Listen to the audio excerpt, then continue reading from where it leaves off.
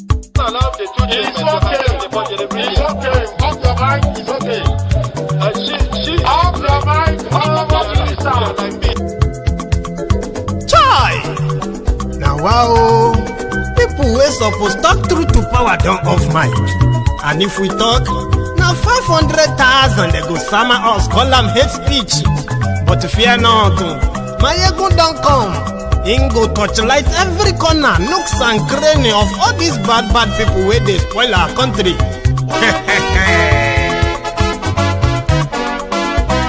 So my people make we loud, oh yo yo. Mayegun don come, oh yo yo. My people make we shout, oh yo yo. Mayegun don come, oh yo yo. Mayegun don come, man of the masses, oh yo yo. Mayegun don come, oh yo yo. Mayegun diary politico, oh yo yo. Mayegun don come, oh yo yo. This one not dey off in mind, oh yo yo. Mayegun don come, oh yo yo. And in dey touchlight every corner, oh yo yo. Mayegun don come, oh yo yo. Okay, some people be dey holla say dem want the power. Chai, dem be promise us say we go get light and power. Dem hustle sote they can't get the power. But now they know they do anything with the power. Every day, dollar just they get the higher power over naira. Still them talk say make we off mind, but thank God say Mayegun don come. So my people make you loud, oh yo yo. Mayegun don come, oh yo yo. My people make we shout, oh yo yo. Mayegun don come, oh yo yo. Mayegun don come, man of the masses, oh yo yo. Mayegun don come, oh yo yo. Mayegun diary politico, oh yo yo. Mayegun don come, oh yo yo. This one not dey off in mind, oh yo yo. Mayegun don come, oh yo yo. Person wey dey do evil no one make person talk. Them say that Mayegun, that man too dey talk. He too dey talk. Say Mayegun diary, he dey hot like pepper. But every day, then they take money in bulk. Woman pikin dey the street dey hawk. Still them talk say make we no talk. But thank God say Mayegun don come. So my people make you loud, oh yo yo. Mayegun don come, oh yo yo. My people make you shout, oh yo yo. Mayegun don come, oh yo yo. Mayegun don come, man of the masses, oh yo yo. Mayegun don come, oh yo yo.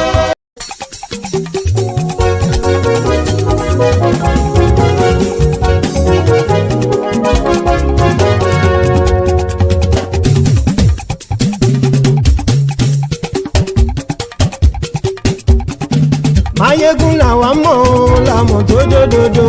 Mayegun diary, Mayegun number one.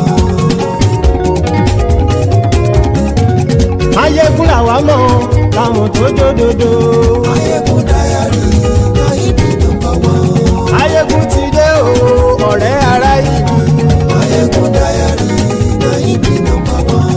Lórí Facebook, lórí YouTube. Mayegun diary, Mayegun number one. Gbogbo bó ṣe ń lọ ni Mayegun já wa sí. Mayegun diary, Mayegun number one. Àṣírí ọ̀jẹ̀lú kì í bò níbẹ̀ o. Mayegun diary, Mayegun number one. Bó bá ṣe eré, àní Mayegun máa wí. Mayegun diary, Mayegun number one. Ó sì tún ṣe eré, wàá gbọ́ níbẹ̀ o. Mayegun diary, Mayegun number one. Mayegun diary, diary politico. Mayegun diary, Mayegun number one. Godfatherism kò sí lọ́rọ̀ Mayegun. Mayegun diary, Mayegun number one.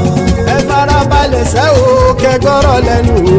Mayegun diary, Mayegun number one. Àní Mayegun làwa mọ̀ tó dòdòdò. Mayegun diary, Mayegun number one.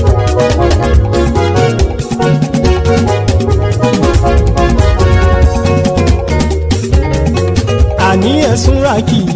Mayegun ti dé. Mayegun ti dé. Ọ̀jẹ̀lú ẹ̀sùn ràkì. Mayegun ti dé. Àní ẹ̀sùn ràkì. Mayegun ti dé. Lórí Facebook. Mayegun ti dé. Àní ẹ̀sùn ràkì. Mayegun ti dé. Lórí YouTube. Mayegun ti dé.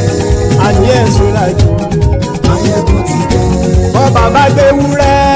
Máyégún máa wí. Àní ẹ̀sùn làjù. Máyégún ti dé. Bíjó ìgbádìyẹ. Máyégún máa wí.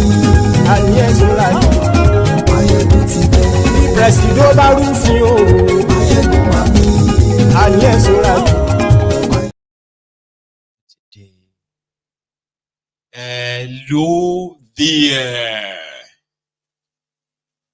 Good morning to you.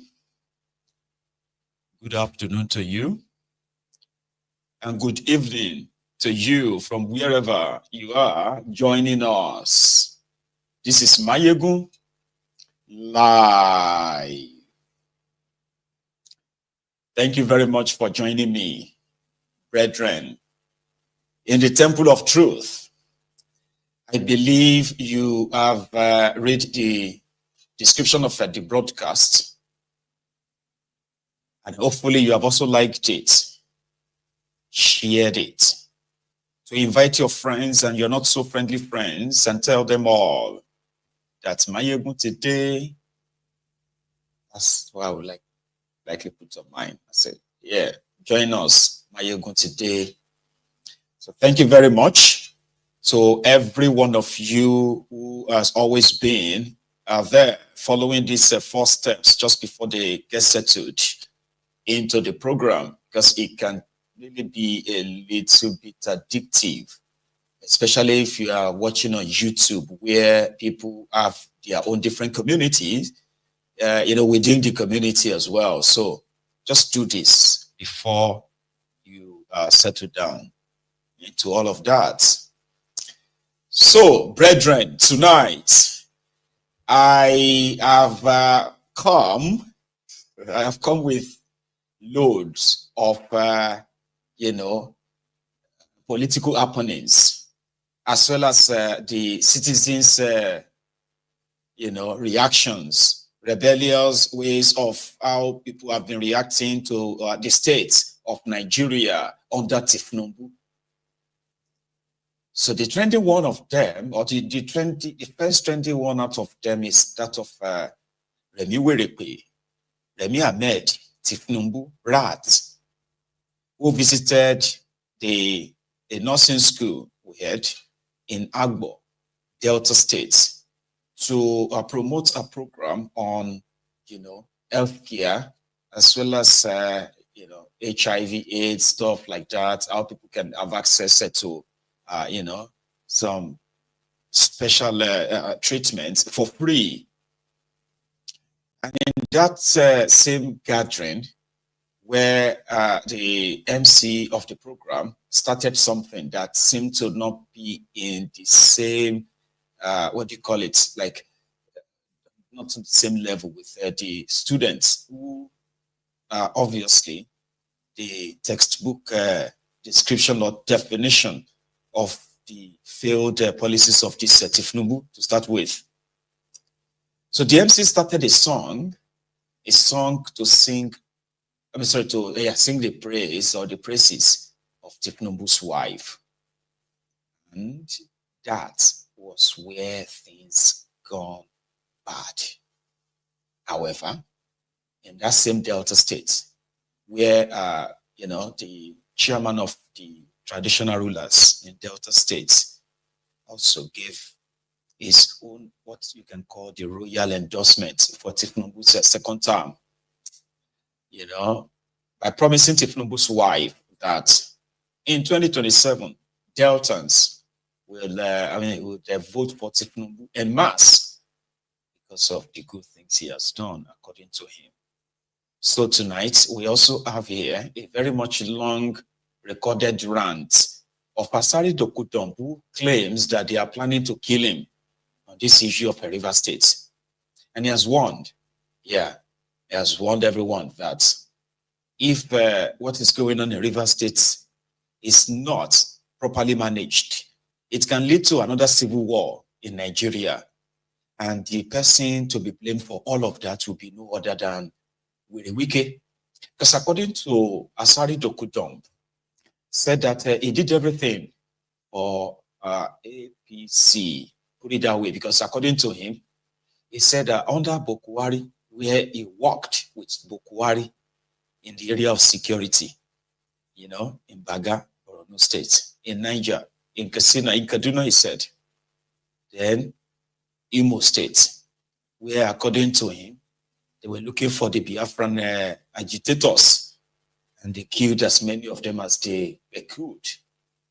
The recent contract he has with, a state in Nigeria is that of Anambra State. That's Soludom. The Soludom says vigilante, they are possibly not 100% from Anambra State. Anyway, so the rants of the plot to take him out, he said they have been trying to test him. They sent some people to his house last night to start shooting near his house, his palace. He's a king now, right? Anyway, we are sharing all of that tonight, as well as the drama that took place at the Nigerian National Assembly, the Senate, talking about, the marginalization, the cheating in the federal character implementation, where some people, even though they are the owners of the crude oil in Nigeria, they do not have any reasonable representation in that sector, one of them. And, then to the full drama when the former INEC, they don't call them INEC then. What do they call? What was this old INEC called? FEDECO, Abi? Federal Election Commission, FEDECO. Okay. Humphrey Nwosu, the man that conducted the MKO Abiola's election, and who died in exile, by the way, like he died in the US, I think. So they are trying to immortalize him, to remember him forever or something. Then, Opeyewon Bawondele, who obstructed that, triggered a reaction from Abaribe, who loudly asked, are we in a dictatorship? That as senators, we can no longer express ourselves before you shut us down. No. Then, if time permits us as well, we shall see the second reading of a bill. I don't know if you know, there is a bill at the House of Representatives, and it's a bill to remove the immunity clause from their constitution. They're doing a constitutional amendment. So to remove immunity clause, from their constitution, whereby governors or deputy governors, presidents and deputy president and vice presidents will no longer be immune from criminal investigation and from arrest as well. So if time allows us, this and more are what we are going to be looking into tonight. However, we shall start from the drama that took place in Delta State, Agbor. Remi Ahmed, like I said, was there to present our own pet projects as your vex lady. The royal father said, no wahala, we love what you are doing and we will vote for your husband. Our people will vote for your husband. Then we go to the people's part. It was a different ball game. So this morning in Agbor, Delta State, where Remi Ahmed was mocked. We came in with all these health programs, especially with the HIV/AIDS, and it's called the triple elimination: HIV/AIDS, syphilis, and hepatitis B. Unfortunately, it's the younger population that, especially mother-to-child transmission, is so high. And I was wondering, why are we doing all this work and struggling for our children to inherit a legacy? If they are not healthy, how are they going to even be custodians of that? So I believe that this is the time for us to revive again and introduce that, so that at least they would not be careless. So what we want you to do is to make sure that you help us to tell your people that HIV/AIDS treatment and all that is free. And because nowadays some people, their viral load, what we wanted to do is to, if they are on their antiretroviral drugs, their viral load can be lowered so that they can live very healthy lives. Your Excellency, we are proud of you, that you are a virtuous woman, who stood by your husband, we are assuring you that come 2027, we debtors will vote for Mr. President.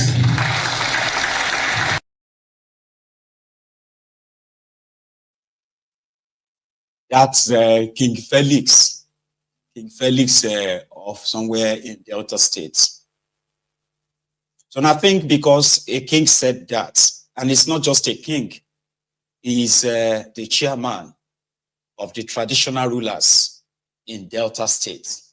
Okay, so I think that is what got this MC motivated to start a song for Remi Ahmed. Now our mama be this you, we no get another one. Now your mama be this you, eh.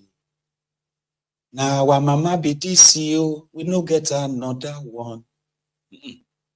Now your mama be this you, hey. Oh, we no get another one.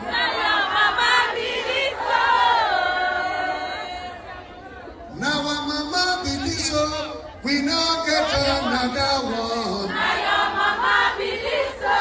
Only Remi Tinubu. Now your mama be this so. Now our mama be this so, we no get another one. Now your mama be this so. Now our mama be this so, we no get another one. Now our mama be this, we no get another one. Only Remi Tinubu. Mama Nigeria, we no get another one.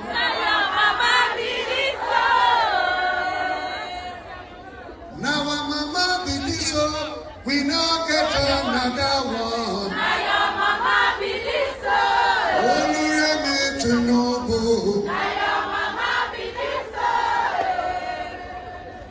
Now our mama be this, we no get another one. Now our mama be this, we no get another one.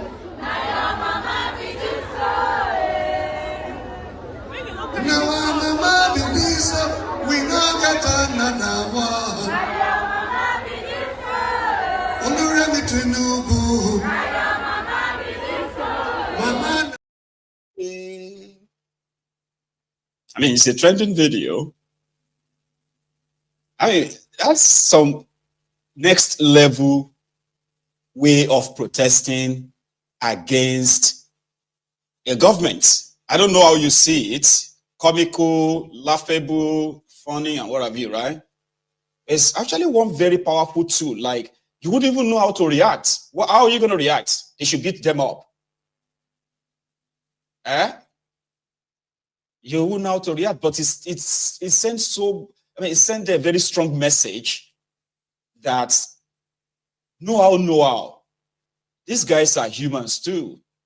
And somehow, no matter how many praise singers, ass lickers, crumb eaters, crumb chasers, all risers, all these touts, sewage dwellers, locking around them, you know, hypocrites, pretending that they are loved, they love them, this and that, you know, the moment of realities like this, actually do get to them. It's just that they are sometimes pretended not to be human, you know, but probably they break down in the middle of the night in their homes when they are alone and just wonder, why do people just hate us this much? That people never really used to hate us this much when we were running Lagos, Sabi. Because right now, I can tell you this officially that Tifnumbu and his wife, all right, they have the record for the most unpopular people to ever hijack power in Nigeria, ever. There are some of you who probably won't even remember the wives of some of your, you know, some of your rulers, like head of state or president. Some of you may not, you may just have to like, oh, I forgot that his wife. Oh, I forgot, you know what I mean?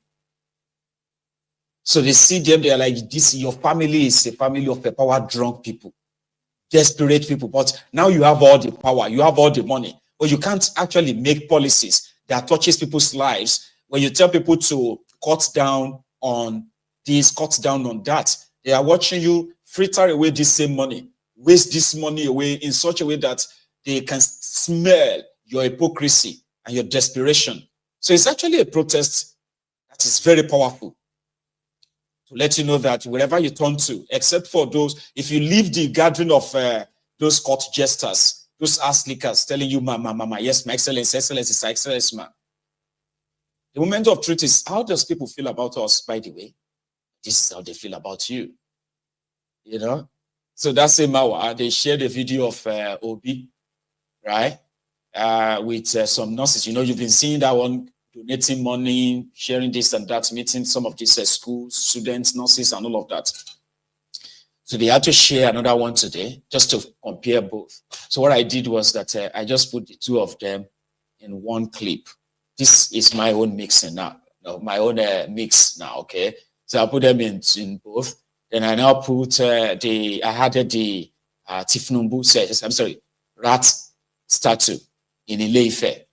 Yeah, the one that the honey of Ife molded for her. I put all of them together, and here is my master copy.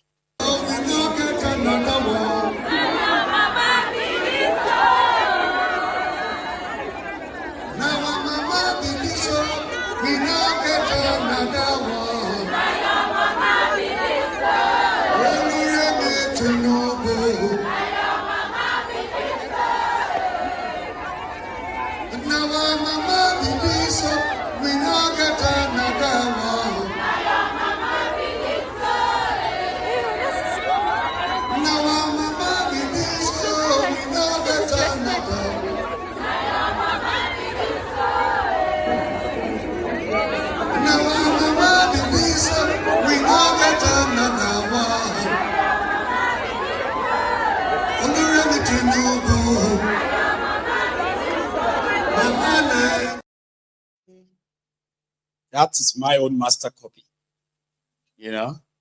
So the obedient, on the other hand, they are now like singing, now our papa be this CEO, we no get another one.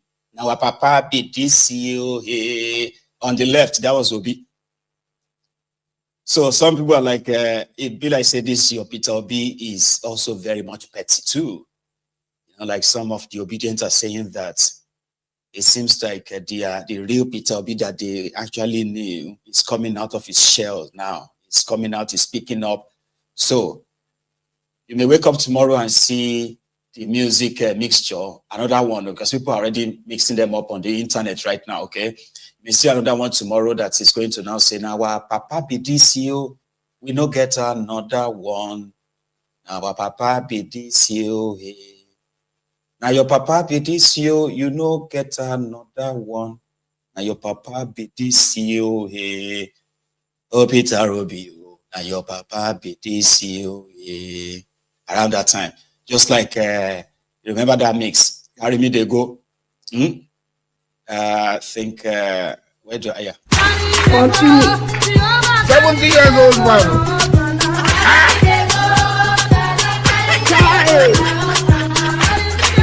You. Jesus is Lord.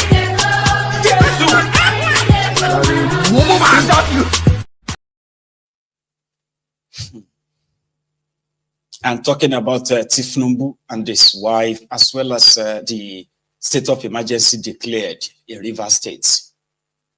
Brethren, it seems that Asari Dokudom is about to fulfill, or should I say my prophecy for Asari Dokudom seems to be coming into reality.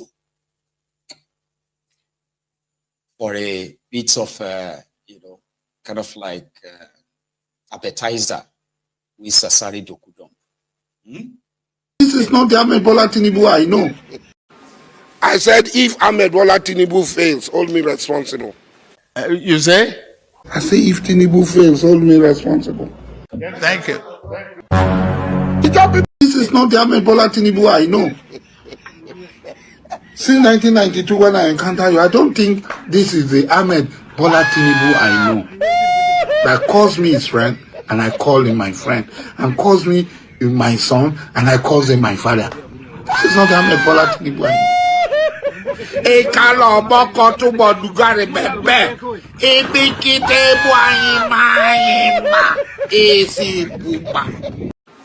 I said, if Ahmed Bola Tinubu fails, hold me responsible. You say? I say, if Tinubu fails, hold me responsible. Thank you. The job people are already angry that this is the worst government. We have just started. We must learn a lesson. This man! You gotta trust man. Man, hand down. Your eyes will see what your mouth cannot talk. And I think Asari Dokubo's eyes are already seeing what his mouth cannot stop talking about. You know what they say is that sometimes when the shock hits you, your mouth will not be able to express what you are going through. Well, I don't know which of them is good. Don't get me wrong, right? Like, which of them is good that you will see shege like this and you become short of words? Or you go smell shege and you begin to rant. You know, I think it is the latter. The one where you see shege, you smell it, and you have hold it in for so long, and it seems that you can't hold it in any longer, and you have to speak up before they buy you. My prophecy for Asari Dokudump, ladies and gentlemen, was like a bit over a year ago. And I said, and that was when Asari Dokudump was spotted at the Old Rock Villa, remember? Yeah, where he sat in that media room or something, and he was giving press conference, answering questions from you remember that video? I said, by the time Tifnumbu will be done, they may declare Asari Dokudump wanted or even get him arrested for treason again. If I say they don't cook small. I don't have all the full details, but from his rants, since people started this 30 days rant challenge against Tifnumbu's regime, I have never seen anybody made video more than 10 minutes. Asari Dokudump recorded a video of 25 minutes to rant about what has happened to him under Tifnumbu. Remember that Amayanambo of Amayanambo Kingdom in Rivers State is a kingdom created for Asari Dokudump. And Fubara crowned him as a king. So Asari Dokudump is a king right now. And Wirewike is threatening that kingdom with his political abuse of power. That's what he called it. He said it's abuse of power. A lot of people, because you remember that Asari Dokudump actually threatened that if they remove Fubara, that they will shut down the Niger Delta. And what will happen after, nobody will guarantee it. Now, in Asari Dokudump's rant, a very long one, which I bet you we are going to listen to some of it this evening, okay? In that his very long rant of disappointment, he made some confessions too. This is not the first time Asari will be making confessions about his culpability and his involvement in extrajudicial killing in that country. He brags about it all the time. To him, the people killed, they are just bad people. So, and they executed them. On the other hand, he goes on social media to brag about how he has executed innocent Igbo young men in Igbo land simply because, you know, like I told you, the license to kill in Igbo land is that if any security or anybody that disguises as security in Igbo land, in eastern part of Nigeria, kills anybody, all they need to claim is that person is IPOB. And they can cover murder, they can cover extrajudicial killing by just that singular statement. It is established in that contraption. And Asari Dokudump has been operating under that kind of cover. He brags about it. He threatens about it. So a few days ago, I said, where was Asari Dokudump Because right now that the military has taken over his state, is the one who brags and threatens people of how he brings his own militants into their states and chase them, this and that. So now that the soldiers are in your state and looking for you and your own people as suspects in pipeline vandalism, possibly, or throwing bombs, Asari Dokudump is now raising an alarm that they want to kill him. Who? Tifnumbu. Because of Wike. And that is where we are going to go next. About this rant against Tifnumbu. It's a long one. So sit back. If you haven't liked this broadcast right now, do it, okay? If you just joined us, like it now, okay? And if you have liked it already and shared it, great. Now let's go to the first part of it. Good morning, good afternoon, good evening, depending on where you are listening to me. I spoke to you earlier this night, almost at 12 midnight, on the intensive shooting that was taking place close to Calabar, Tulsa, Mapri Island, on the New Calabar River within the vicinity of Cotton Channel 2 and 3. The shooting continued up to about 3 a.m. None of us had slept. We waited. We wanted to see the outcome of the shooting. Now everywhere is quiet now and calm. The shooting has ended. We don't know the people who were shooting. But we know that there have been a lot of orchestration on the side of the supporter of the Minister of Federal Capital Territory, Ezebumi Wike, to rope me into one contrived crime or the other. They have tried as much as they can in different places to take me out of the scene. I always tell them, I'm not on the same level with them. I'm bigger than what they think. I'm much, much bigger than what they think. Until they see it, they will not believe it. I'm not on the same pedestal with them. They don't have the level of contact and connection I have globally. They don't have even 1%. Nobody knows them. They are local champions, criminals and petty thieves. I told you, I predicted what they wanted to do with the Saturday Abalama, abomination and disgrace, shame of the highest order. What they wanted to do with it. I predicted and I told you before even the announcement came. I told them, and I'm telling you people, even if you sit in your coven and you hold meeting, I will hear.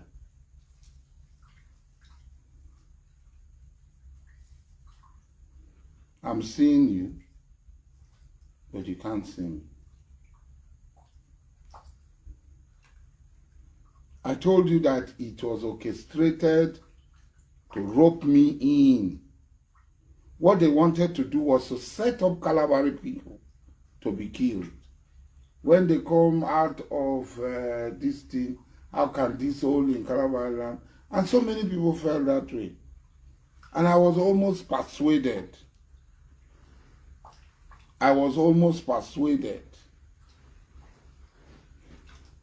To prevent them from coming. They know my antecedent. They know me very well.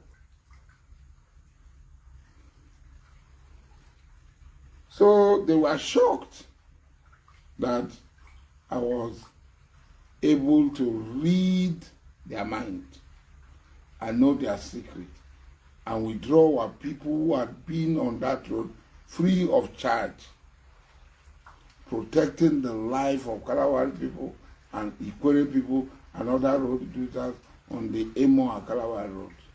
For 3 years, there had not been one incident of kidnap. One. No one incident of anybody being killed. They are not concerned. The Kalawari people, all that they were concerned with was what they will get. So they orchestrated that and they failed. They were ready to move in, give information to the military and move in troops immediately. Their plan was to invade Obama. The way they flew helicopter over my house severally, over the community severally, even that week was to invade Obama. Allah was greater than them. It was averted.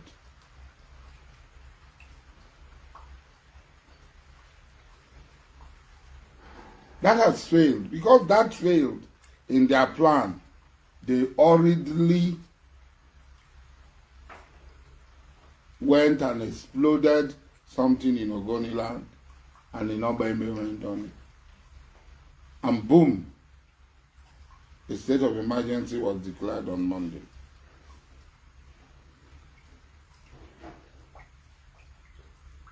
And the reasons that were given, I had not spoken on this thing because I predicted that was what was going to happen. That was what they were looking for. They wanted an excuse. And they wanted to use me. They wanted to lure me. Because I refused. So they declared a state of emergency.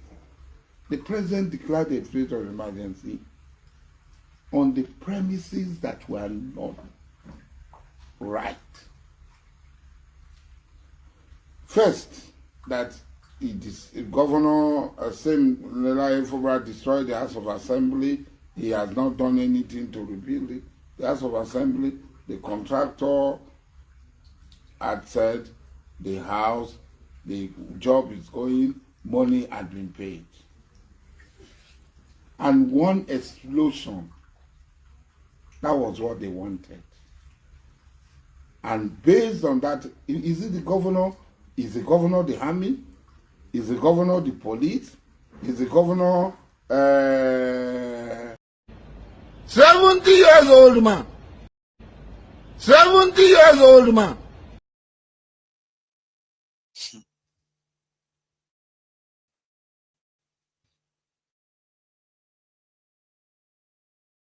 Cut them into pieces.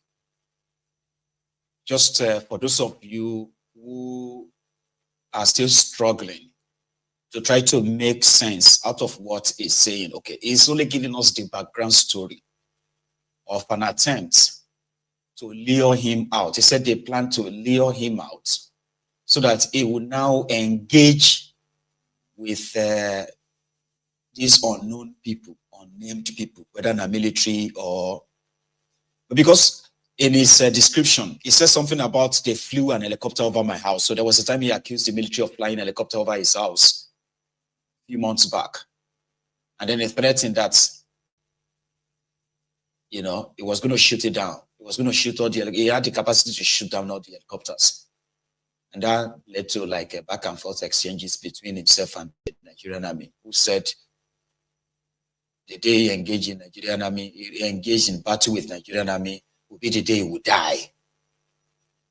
So what Asari said in that first part of the video is that they were trying to start a fight with him so that they can use, they plan to use that in declaring a state of emergency, but he was faster than them. He's got international connection. He knows people all over the place, and therefore he resisted the urge to fight the military with all this their show of force around his house. Listen to the other part of his rant. It's just it's in the load though, like, you know, when it says loading. You're going to get it, get to the video of it in a minute. Asari Dokubo, please continue. Of Ellen Kalawari. Territory, and they were shooting sporadically, they were shooting intensely for over 3 hours. Nobody slept. Everybody was on alert. What do they want? At both Cotton Channel 3 and Cotton Channel 2, the military is stationed there. So I don't know who is shooting. I don't know who we are shooting. I don't know for the purpose of which they were shooting. For over 3 hours.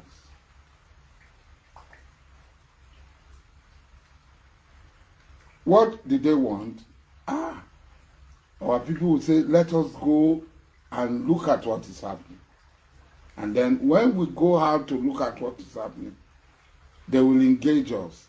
And by tomorrow, boom, they will send helicopters. By the morning, they will send helicopters. Oh, there is crisis in Cotton Channel. They've been shooting. They failed again.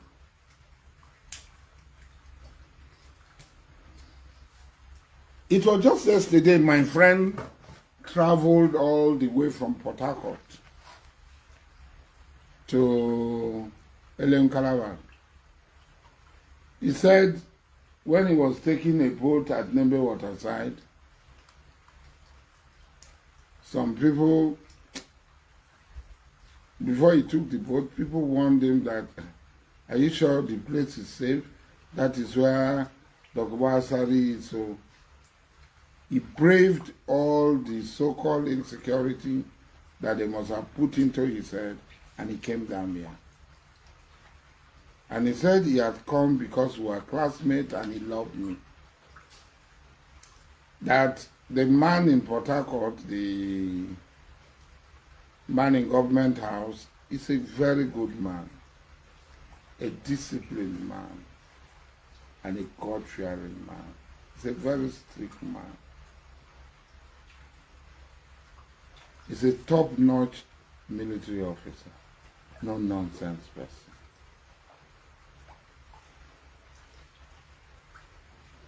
That is a very good man. I should know that no matter what I've heard about him, I should discountenance it because he knows the man and he worked with the man.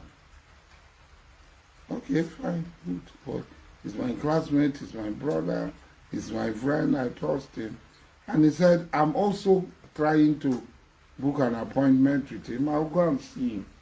And I will also tell him that what they say about you is not what you are. I was in school with you. You have been my friend for over 40 years. My friend and my brother for over 40 years. I said, okay, fine, and good. He left. And when he was there, I told him, I had a rumor. He said, it can't be true. My friend will not do that.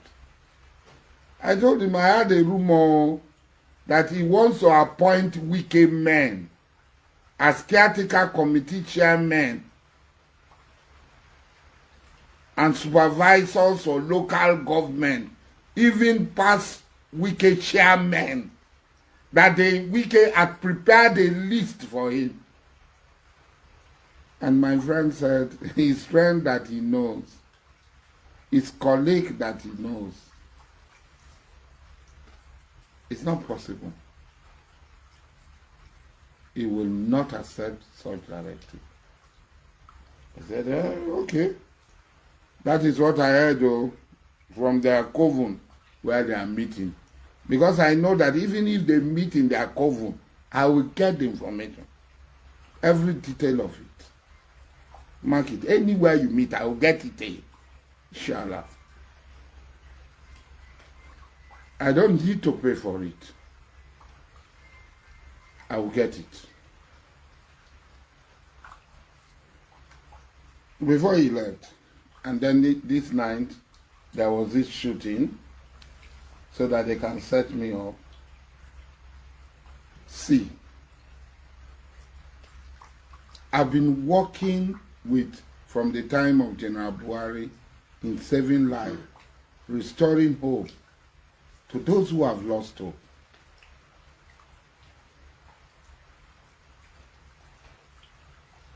Go and ask for our work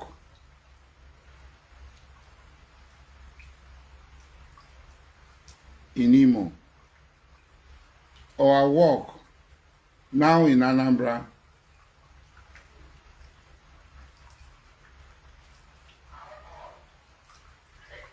in Iyala, Namechi. You saw the number of dead, uncountable number of dead bodies, skeleton and skulls. How we arrested those people, put them off in coordinated operation with the Nigerian military, with the Nigerian police. And it's so sad that we do all this work. You saw the trailers, you saw the bone, the skulls, hundreds of skulls. You saw the road that had been planted by improvised explosive or Bonigwe. How we risk our life in digging them out. Go to Baga, go to Mangoro, go to Kotangora, go to Wasi, and see what our men are doing for Nigeria and saving lives. One man, one individual had become bigger than everything. We have been saying it, and the country had been handed over to him. He has captured the judiciary. He has captured the presidency. He has captured the security infrastructure of the Nigerian state. He has even captured a chunk of public opinion. The Supreme Court will give judgment on issues that are not before her, that are still subsisting and pending in lower courts. The Supreme Court will declare a person who left his position, resigned from his position to contest for governorship. The Supreme Court will say he did not. Tiagasa, they tiagas him. He fell, he fainted, he passed out. He passed out. 70 years old man. But when their people came,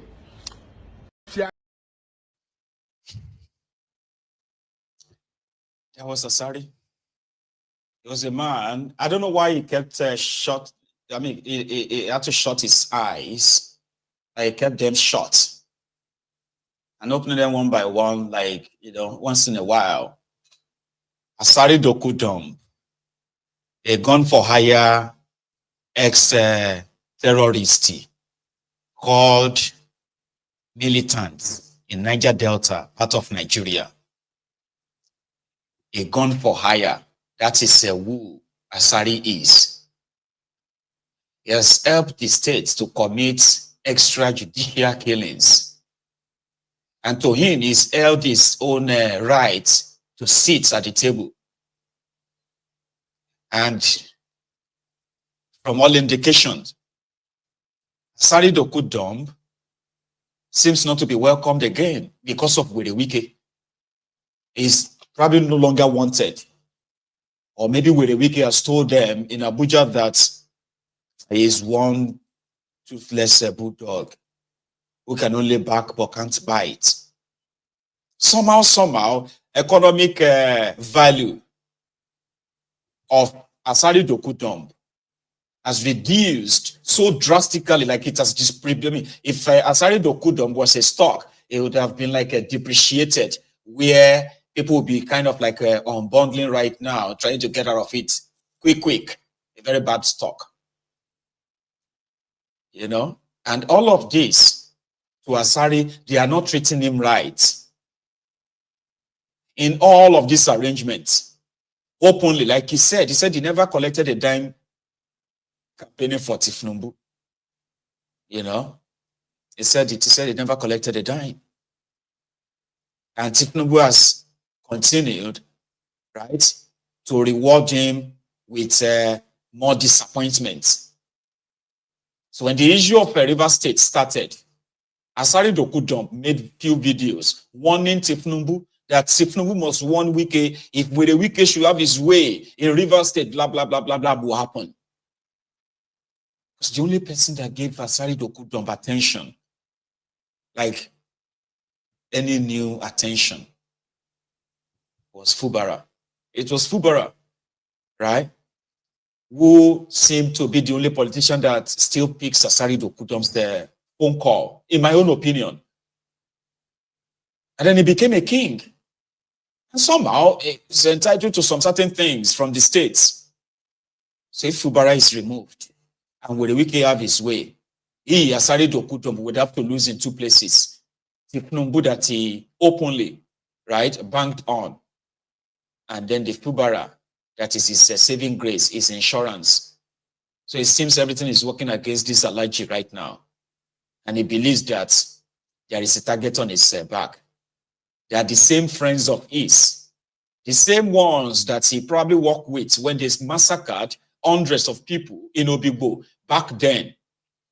If you remember in 2020, October 2020, when Wike declared a state of emergency or curfew in Obigbo, right? And then invited the military simply because he had a spat with Mazi Nnamdi Kanu on social media. River State is Igbo land. No, it's not Igbo. Ikwurez are Igbos. Nwike is Igbo. There's nothing called Wike. It's Nwike. Is that little spat on social media around the same time that the NSAS was ongoing, where Wike ran so crazily mad that he took that revenge on the people of Obigbo. But curfew was declared. Or soldiers were going into people's home, which means nobody should go, nobody should move. Or soldiers were going into people's homes, suspected Igbos, shooting and killing them in an execution style. You see, we're a Wike, and Rufaya of Kaduna, these two criminals, among others, so they were supposed to be in the front row of those who are standing trials for crimes against humanity in Nigeria. Or maybe they will still stand trial as long as we do not join those who are going to be, who are whitewashing them. Because the atrocities that these guys committed, with the Wike especially, is beyond material things of looting money, stealing money and all of that. He committed crimes against humanity and nobody's holding him for that. So Asari Dokudom, who is pretty much afraid that his own friends might be turning on him, so he's calling our attention, telling us what's going on behind the scene and how much. All he requires is just somebody to call him and say, if one door closes, another door will open. If Fubara can no longer be reached, you can call me. I'll pick up your bills. And Asari will drop Fubara like a piece of cloth or a piece of paper, the last part of his rant. And this is where he reminded all of us that if what is going on in the River State, right, is not currently controlled or curtailed, then it may lead to Nigerian civil war again. And he actually remembered the over 3 million people, he said, killed in Biafra land. He also said something about the injustice in Nigeria that has made a lot of people demanding for the breakup of Nigeria, is referring to the Biafrans again. Asari Dokudom. To contest for governorship, the Supreme Court will say he did not resign against the constitution of the party. People will say you are a natural ruler and you are playing politics. I'm not a member of any political party. But I have every right to express my opinion on the danger that is coming upon all of us. A friend of mine sent me a video clip. And in that video clip, a woman was putting her leg on top of a man and talking on the phone. And somebody ran out and threw an object on the ground, and the man came to his senses. And I called him and I said, what's the meaning of this video you sent to me? I don't watch all this rubbish. And he said, that is the present situation in Nigeria.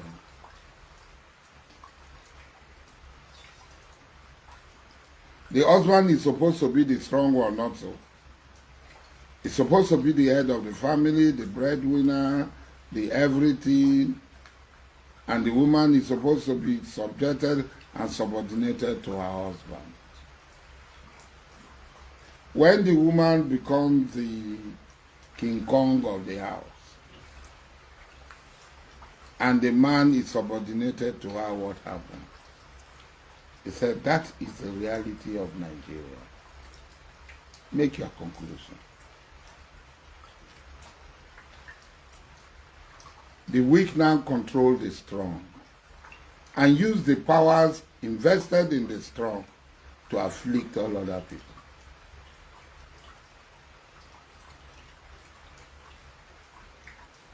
It has failed. Whoever was shooting had failed. And they will continue to fail. Why will one man be allowed to strive in the East? We have a full-blown war, which the press is not talking about. Go to Anambra State. Go to Imo State. In the North Central. In the Northeast.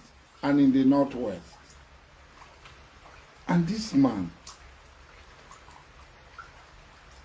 with the strong watching this man, the weak, encouraging him as it is, that we have seen, pushing him forward as we have seen, to cause another war in the South-South. See, my warning is this. If this man, Nyeso Wike, is allowed, people are restraining themselves because of the danger. The danger that he's inviting.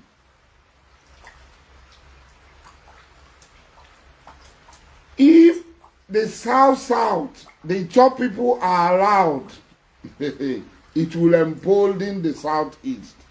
And it will spiral out of control. Southeast governors listed. All the government house in the Southeast will be overrun.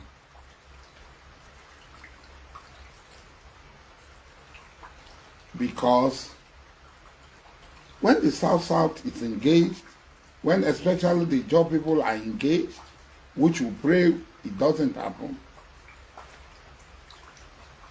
when you have a friend, it is difficult for you to part with your friend. Because you have to look back. You have to look back at yesterday. The memories of yesterday will keep on playing up in your head. The memories of yesterday will continue to be playing up in your head. And you want to go forward. You want to go backward? Because friendship is more than money. Friendship is more than any other thing. And I say it because I am pained. I am fixed on a spot. Because in my darkness of time, Ahmed Bola Tinubu stood with me. He stood by me. I can't forget it so easily, no matter what happened. And that was why when I went to campaign for him, when I went to take bullet for him, I did not go to him to ask him for a dime, one kobo. Even when his daughter said, look, you are doing all these things, let Baba know. I said, no. When Baba did all those things for me, I was in prison. Did they ask for my consent before I did? It's my advice as a sincere friend.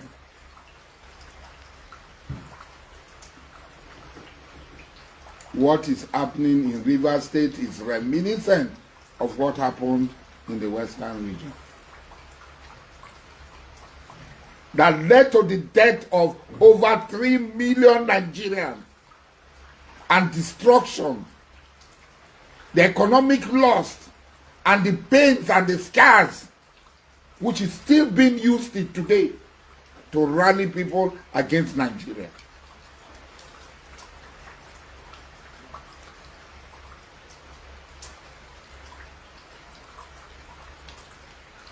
To before one is to before one.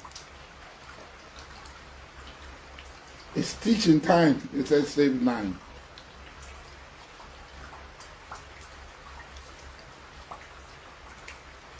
This shooting that took place today, whoever orchestrated it, you have failed.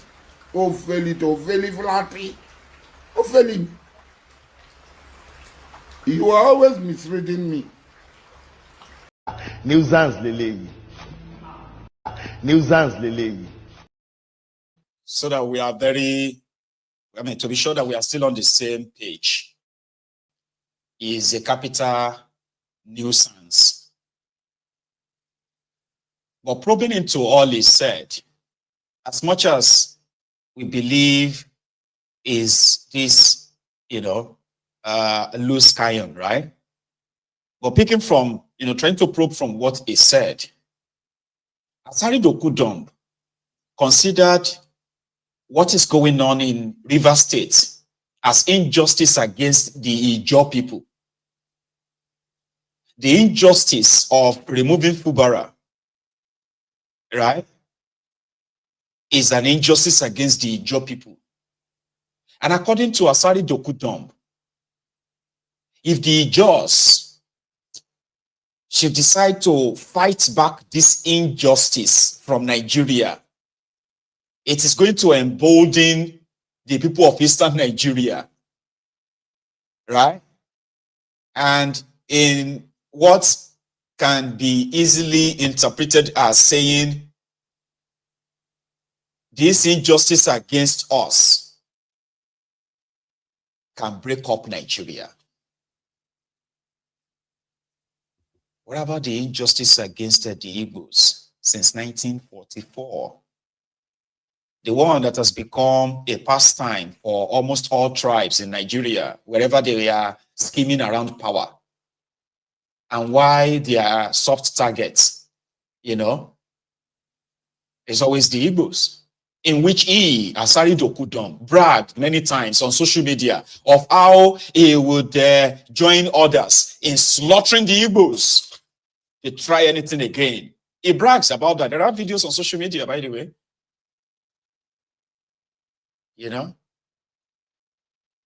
When a piece of meal or a piece of meat on the plate thinks is actually one of the people who are having a share or who are having a seat by the table, a piece of meat in the plate. And that's who Asari Dokudom is. A gun for hire.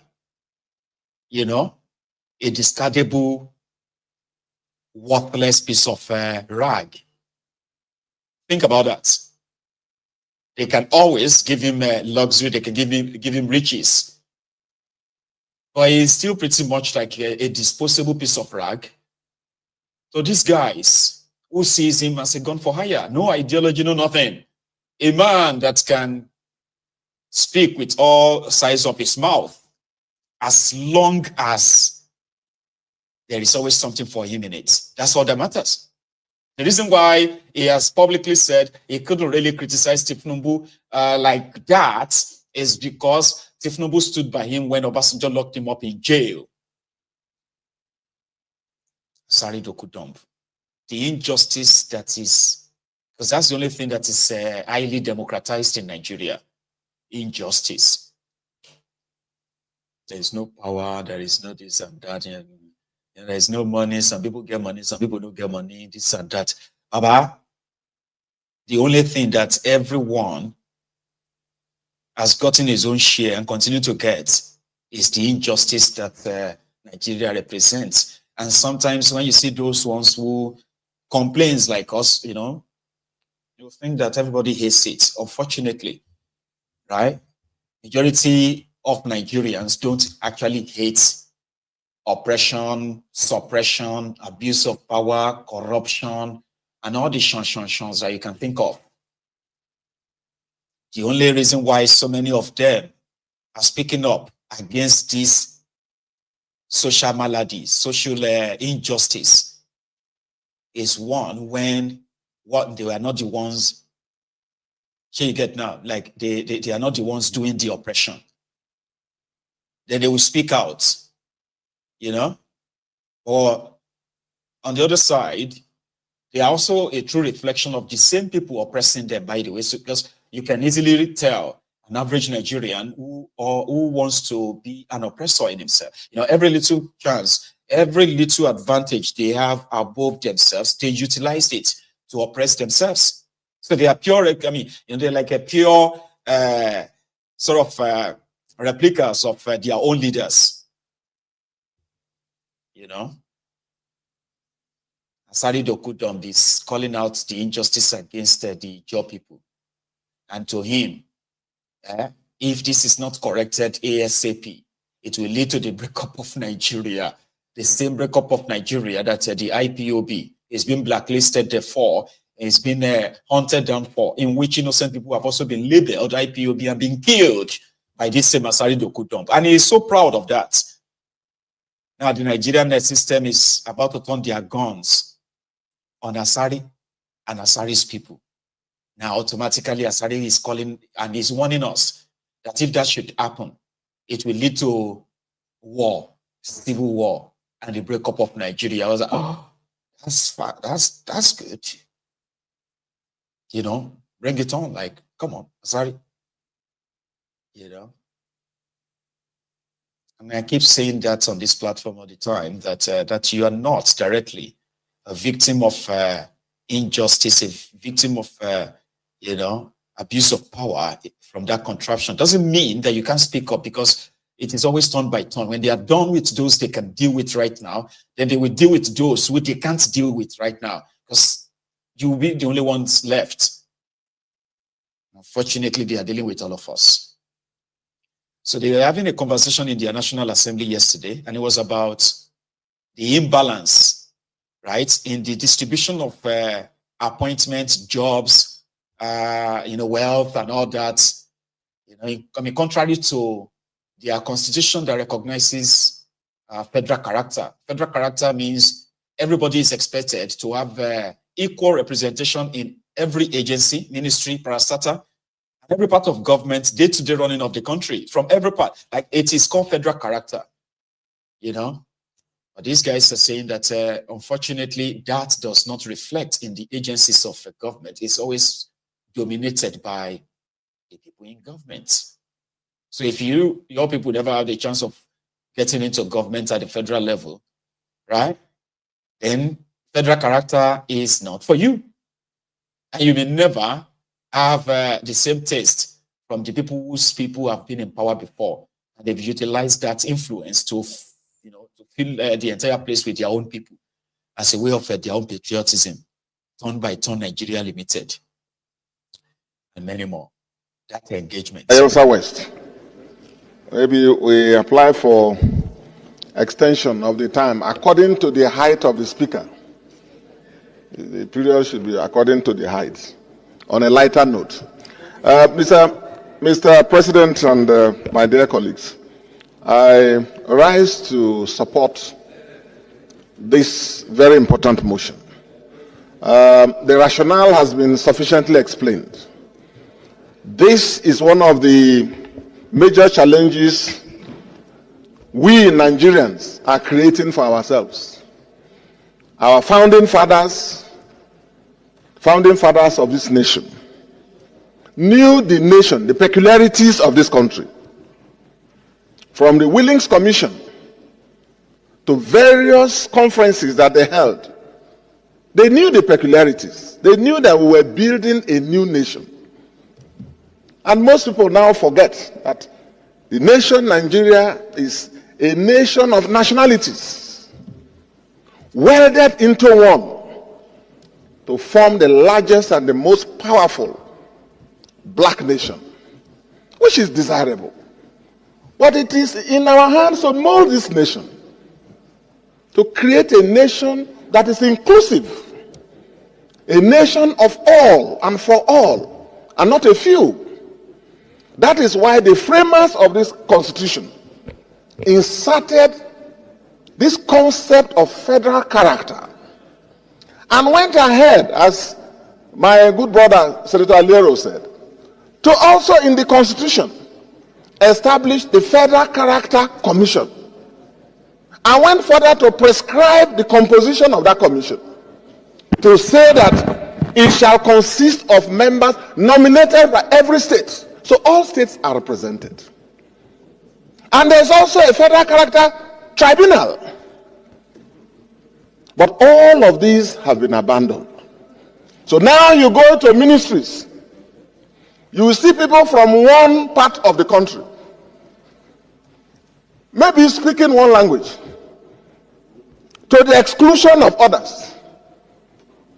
And even in the state, it's not just about tribes and so on.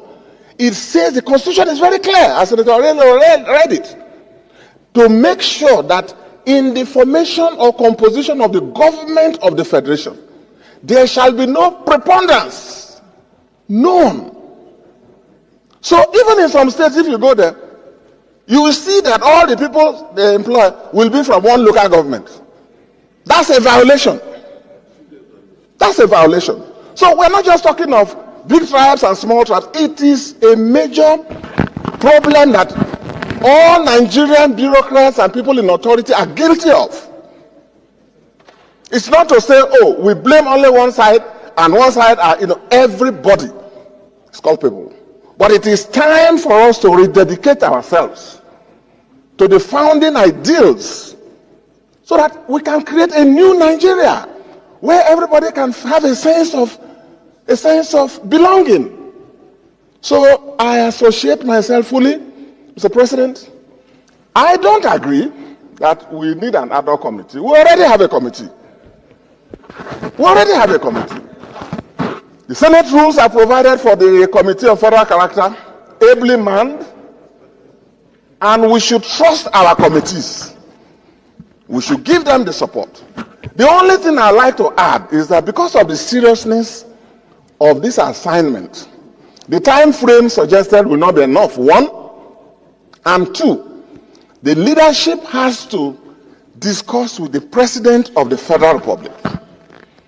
The President is in our system, it's a combination of a lot of things. He's the head of state, he is the commander-in-chief, yes, but he's also the leader of the country and the chief executive of the federation. So he should be told that this flagrant commonplace violation has to stop, and that the National Assembly is doing something, and he should throw his weight behind it. And maybe when the report is out, he should be availed a copy, so that we can have fairness for all. If you go to NNPC, to shock you, even from those of us from oil producing people, our people are not there. You go to CBN, people are not there. You go to, Mr. President, just extend it 2 minutes for me. No, I was only joking. I'm rounding up. What I mean is, this is a very serious issue. even in the military, where our people, Nigerians, are trained, they are volunteered to give their lives to defense of the territorial integrity of our country, fighting side by side as brothers. People will discriminate them. If a recruitment officer is one place, he will only create one type of ethnic army. We can't allow that. We can't allow that. And like I said, it's not a time for blame. Such a manner as to reflect the federal character of Nigeria and the need to promote national unity and also to command national loyalty, thereby ensuring that there shall be no predominance of persons from a few states or from a few ethnic or sectional groups in that government or in any of its agencies. Mr. President, the motion essentially addressed appointments only, but the conduct of its affairs of government is very important in this section. Conduct of affairs of government includes development of the country evenly across the geopolitical zones. Therefore, anything government shall do must pursue balance, and it shall to be done in a manner that every part of Nigeria shall be accommodated in it. And that's the only way to preserve national unity. Mr. President, the constant breach of this section of the Constitution, you remember that I have been a champion of equity and fairness in this chamber, right from the 8th Senate. Anything you do to the exclusion of any part of Nigeria is a breach of Section 14.3.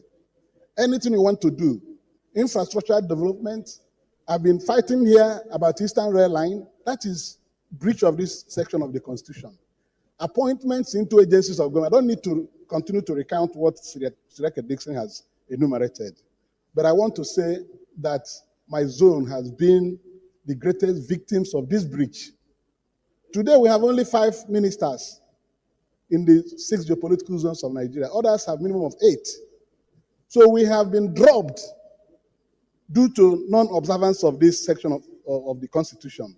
And I believe that if people who are in authority, not only the president, people who are appointed to head agencies of government, if they are properly guided by Section 14.3, there will be no domination and influence by any part of Nigeria in the affairs of government. Thank you. Let us be guided by this. Yes, I know time, is short, particularly when it comes to me. But you have made your point. You have mentioned the fact that Saudi should not be marginalized. Yes, the message has gone across. No, every part of Nigeria should not be marginalized. I've been saying it. No part of Nigeria should be left behind in the affairs of government, in the conduct of government affairs. Thank you. Be it infrastructure or appointments. So I support this motion, and I want to plead that the committee. Because of our time. So those are there are 3 of them, because Oshiomole was also one of them. But I think 2 is enough, Talking about the unequal distribution of the country's wealth. That's practically their argument, Then today, they were moving a motion to, before I even go to today, I better say I should, right? So today, in that same National Assembly, 2 things happened. The first one was when Eyinaya Abaribe, a senator from Abia, moved a motion to posthumously immortalize the former FEDECO chairman, been an INEC, old INEC chairman, who is dead now, Humphrey Nwosu. While he was presenting his supposed motion, he got interrupted by Opeyewon Bawondele, the House leader, the same one, right? That is the Arrowhead and the Akwabiole sexual harassment cover-up, Opeyewon Bawondele. Now let's go check on this drama, how it all started and ended. Here is another long watch, brethren. My point of order is Order 41 and Order 51. Order 41. Matter for discussion may matter of urgent public importance. The matter for discussion shall, if possible, be referred to the President of the Senate before commencement of the day's sitting, and the President of the Senate shall refuse to allow the order and the claim unless he is satisfied. Senator Abaribe, we don't wish to, you can continue. We are through with these two orders. You may proceed to state your matter. Thank you, Mr. President. This matter is a motion to immortalize the architect of June 12, Professor Humphrey Nwosu. And I'm not the only sponsor. This is also sponsored by other senators, Senator Abamoro, Senator Joseph Okalo, Senator Austin Akobondo, Senator Aliero, Senator Victor Ume, Senator Victor Moye, Senator Okechukwu, Senator Kelvin, Senator Ositangu, Senator Mwebonyi, Senator Antonio Kori Ane, Senator Citizen Aso, Senator Nyawuchi Ezenwa, and Senator Chenwuba Ndubweze. The Senate notes that the late Professor Humphrey Nwosu was a former National Electoral Commission INEC Chairman from 1999 to 1993. Further notes that Professor Humphrey Nwosu supervised the 1993 presidential elections. Aware that the courageous defense of democratic electoral process during the 1993 presidential election led to the famous June 12 slogan, which ultimately confirmed Alhaji MKO Abiola as the winner. It's okay.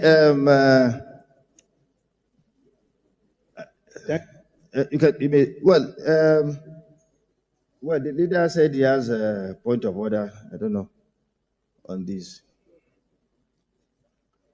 In any case, Senator Abaribe approached me this morning and told me he has this matter that he wanted to bring forward. And, well, but he said he has point of order. Let me... Either. Thank you, Mr. President, and my most distinguished colleagues.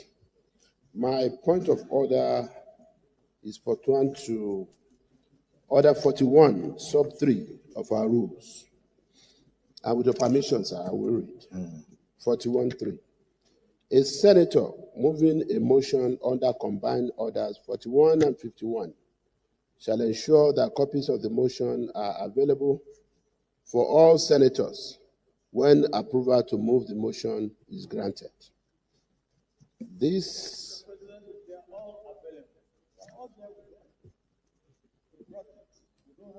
well,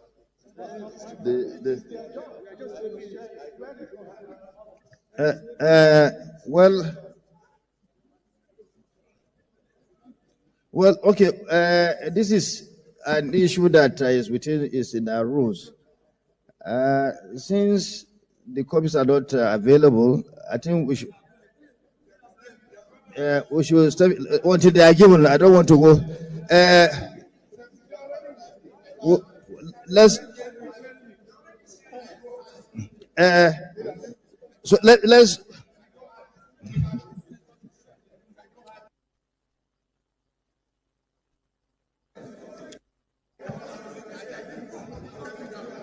step it down until everybody gets it. We'll come back to it. Your point of order is upheld. No. The leader said it. Yes, sir. Leader. Continue. The leader of the Senate. Continue.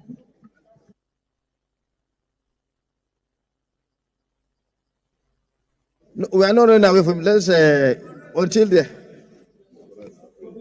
the copies are ready, so I can continue.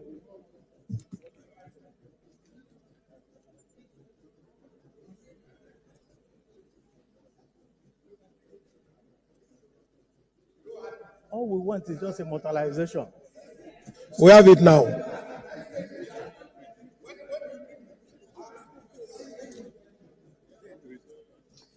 I don't see what is the reason.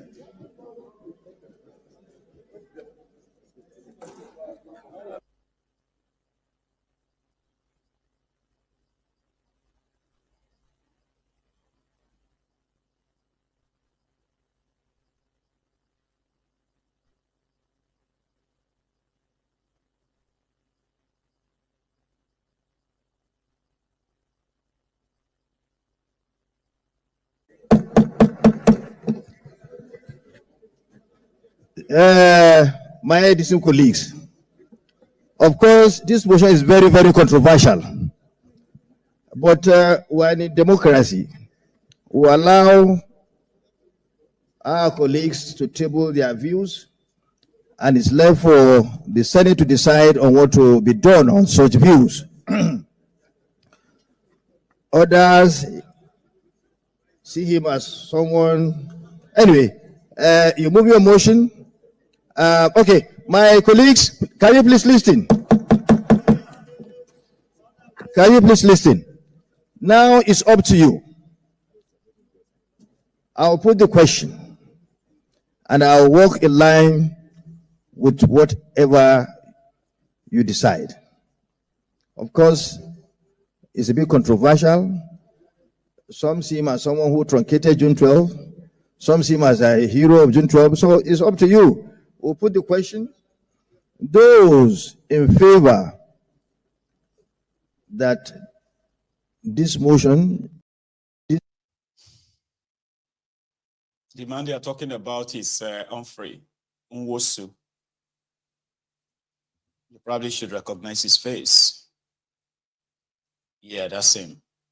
And that was the most recent picture of him. And that in itself is like, about 20 years ago, that picture, I think. So the argument continued where Abaribe suspected that whatever it is that Opeyewon Bawondele was trying to possibly, whatever power it was wielding, is not different from what Natasha is accusing them of.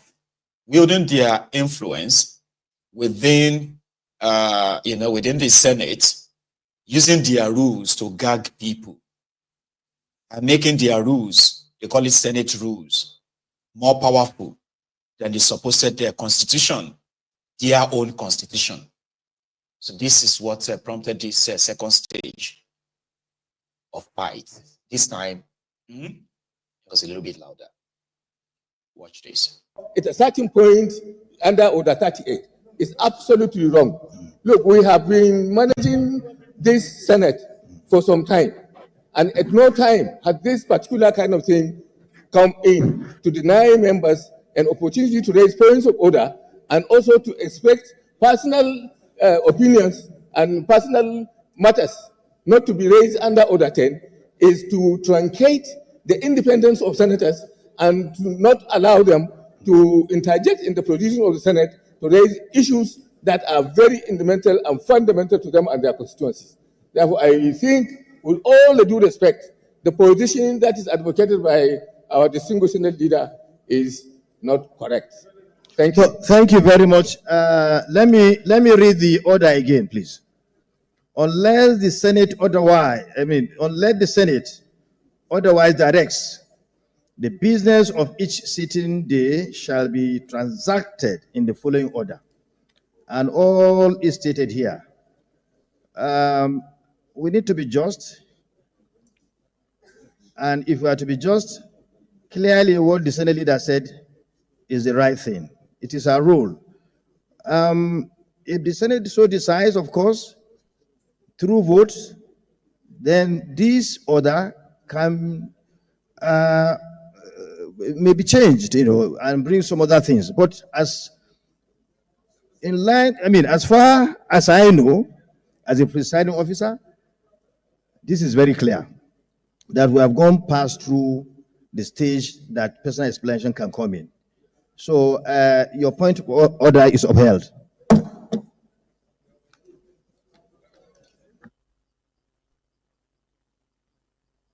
The leader of the Senate. Thank you, sir. Point of order. Again, I want to say... Point of order. Senator Abaribe. Yes, sir. Order 1B. In all cases not provided for in the standing order or by the sessional or other orders of practice of the Senate shall by resolution regulate its procedure. So even if the Senate leader says that it doesn't follow, by the fact that a senator wants to make a personal explanation, you must give that senator a chance to make that personal explanation. We are not under a dictatorship, Mr. President. That is why I'm using 1B to come. Well, it's at your discretion, Mr. President. Yes. Because if at your discretion you say we can't talk, we don't talk. Former minority leader. Thank you, Mr. Very President. Experienced. I'm glad that you recognize that I was a former minority leader. Thank you very much. I know the rules. Yes, former majority leader, former minority leader. You are all experienced legislators here, those who are grounded in our rules. And I refer you to Order 42 once again. Order 42. By the indulgence of the Senate and the leave of the President of the Senate, a senator may make a personal explanation, although there be no question before the Senate, but no controversial matter may be brought forward, nor may debate arise from the explanation.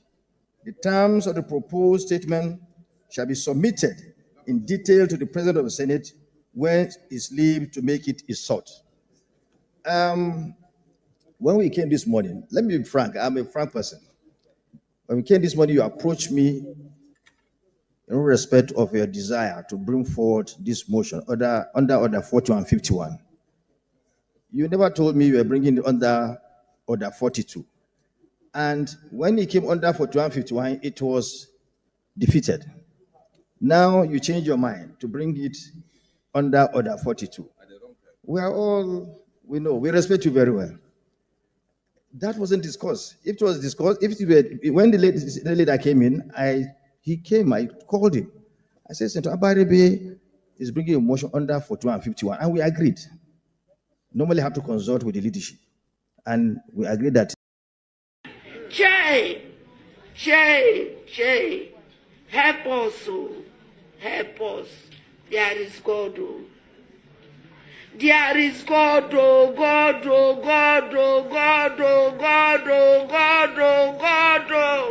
God should descend, today God will descend here.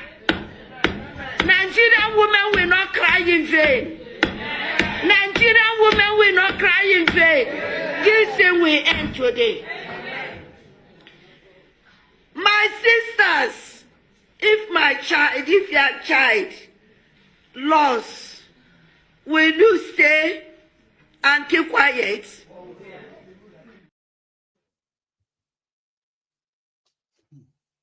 Yeah, among all the problems facing the contraption, here is what they spent their Wednesday morning, a part of their Wednesday afternoon on, to accept a bill, right, that immortalizes a former INEC chairman or not. So at the end of the day, it didn't fly. It didn't. And that is why we shall go to the next one. And this time it is the snippet from Atiku's interview. There is an Atiku's interview expected to be released any moment from now, if it hasn't been released this hour already. A snippet from it where Atiku actually called, it was so direct that it's a statement as sort of riled up the Ronukus, who have now called out Atiku as somebody without, somebody without good moral, something like that. As a former vice president, elder statesman, as they love that title a lot, that Atiku shouldn't have said that Akpabiole is more than just corrupt. He's also a woman abuser. A very direct statement, to say Akpabiole, the number 3 man in Nigeria, is a sex offender. No, okay, sex offender means he has been convicted, right? But sexual abuser, that's what Atiku called him. In that interview, he was also asked about his adventure of trying to be president of Nigeria, his adventure with Peter Obi, and then in 2019, and then in 2023, why did he reject Atiku? I'm sorry, why did he reject Wiki rather as his vice president? So he told his story in this short clip. He said he never regret it. He doesn't regret, right, that he didn't pick on Wiki. And Wiki has responded as well by saying, that's fine. And we ensure that you lose again. Go and contest for president again. So, a snippet. No, not at all. Because, you see, in 2019, when I won the ticket in Port Harcourt, and I came back here and then went straight to Abeokuta to meet my boss, President Obasanjo, and told him, Mr. President, I have got the ticket. So he asked me, he said, okay, from where is your running mate going to come from? I said, of course, it's either southeast or southwest. He said, no, leave southwest. Because I was there for 8 years. Go to southeast. I said, okay, sir. Do you have anybody in mind? He said, yes. The first person he suggested was Ngozi Okonjo-Iweala. So I told him Ngozi was not a member of our party. I believe if I forward the name to the party, they will reject. I said, okay. He said, what about Soludo? I said, Soludo too was not a member of our party, so they will not accept. And I said, what about Peter Obi? I said, Peter Obi is a member of the party. He said, okay, take him. I said, okay, sir. So that was it. That was it. So I came back here in this very same building, very same room, and I summoned a meeting of the party leaders. Then I was cited by Uche Secondus and others, including Wike himself, Tambuwal. I remember there were about 7 of them. I said, look, I have been to my boss, and this is what he said. Do you have any objection? You are leaders of the party and also leaders of the governance forum. They said, no, we don't have objection. I said, okay, go and announce. Now, I came under a lot of criticism after that. They said I did not consult with the party enough. So in 2023, I threw the whole thing to the party. I said, okay, set up a committee and recommend 3 people for me to pick as running mate. And they set up a committee, and they came with a recommendation, number 1, number 2, and number 3. So I picked number 1. Who are the other 2? Number 1, I'm guessing, was Okowa. Yes, and the other one was Wike. I think number 2, and number 3, I don't... No. Yeah. Udom. Udom, that's right. Mm. So you didn't pick Wike solely because he was the number 1? He wasn't. No, not at all. Because, you see... So we are waiting for the entire interview so that we'll see what dramas that is going to create in the coming days. But so far, Wike has responded. I haven't laid my hand on the copy of that response, but from what I have read so far, he has promised Atiku that, yeah, that's fine. And I promise you that you would never be president, you would never win election, blah, blah, blah. Well, he's got the resources to truncate that. But it has also been hinted, by the way, that Atiku is considering not contesting election again. No, don't take it to the bank. Don't put your money on that, okay? Because we are talking about Atiku. He has been running to be president of Nigeria since 1992. I don't know if some of you probably will remember that Atiku contested to be president of Nigeria under the SDP with MKO Abiola in Jos, among the other contestants, right, in 1993. Was that September, right? September 1992 or so. Was it September or December? In Jos, where they had a convention, SDP convention, that MKO Abiola became their presidential candidate. Atiku was in that race. I don't know how old are you right now, but imagine if you are like, if you were born in 1990, and here you are, you know, you are changing your DP. If you are an Atikuluta, by the way, you're changing your DP to this Atiku Abubakar to be your president someday. So he's now saying again, I haven't gotten a copy of that. So I believe that his new interview is expected, which is already generating some comments, by the way. So I'm waiting for the full copy, then you know me now. I'll bring you some highlights from that. But so far, so good. With Werewike, Atiku said he has no regrets. No regrets. I just chose one of the people recommended for me by the, and you remember how many hours Werewike had to stay at the presidential wing, VIP section of Abuja International Airport on the day he was waiting for a call that Atiku was going to choose him, and Atiku ended up choosing Okowa, and Werewike became incurable mad dog since then. Anyway, we shall, like I said, wait for more. In Rivers State, right, there's been reports of, shootings, bombings, as much as some are doing their best to also report the incident or not report it at all, right? So we've also seen the young people, or the youth, Ijo youth they are called, who have also staged a protest by carrying a coffin, with the weakest coffin, my dear.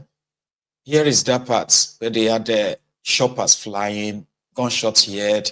Some said it's bombing, as we also have a smoke.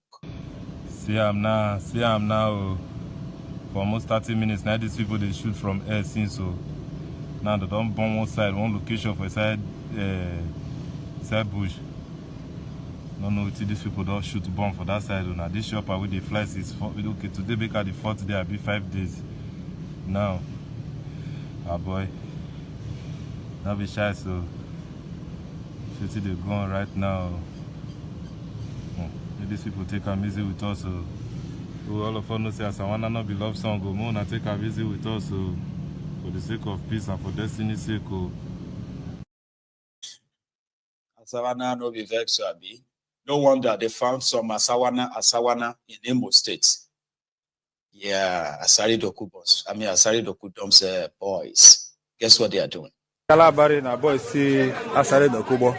Habia hana shout Asawana wana gidi wo. Aloga wo eba. Bia teacher Asawana itonye shop mmadu oku. Lekweni ya o. Kalabari Shout Asawana in somewhere in Imo State or back in Ijo in River State. Yeah, it's what the youth were caught doing. Asari Dokudom.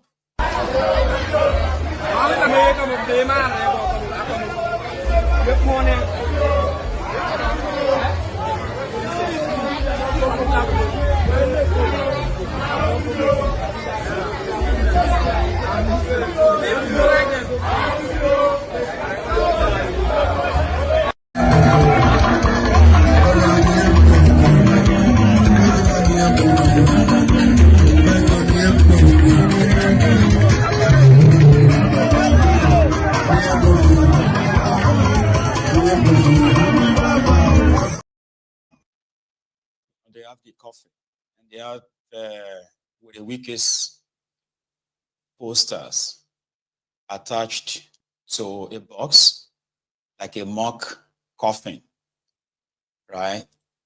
By the Joy Youth,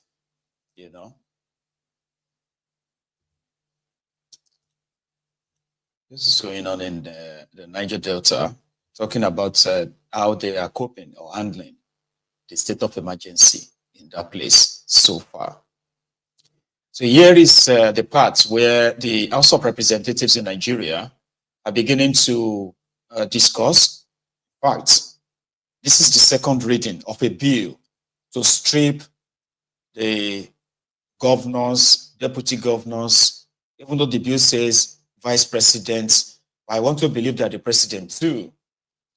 Now, immunity clause is why some of the elected governors in Nigeria who have been looting their own states, that even when they are caught, the Constitution empowers, the Constitution covers them on what is called the immunity.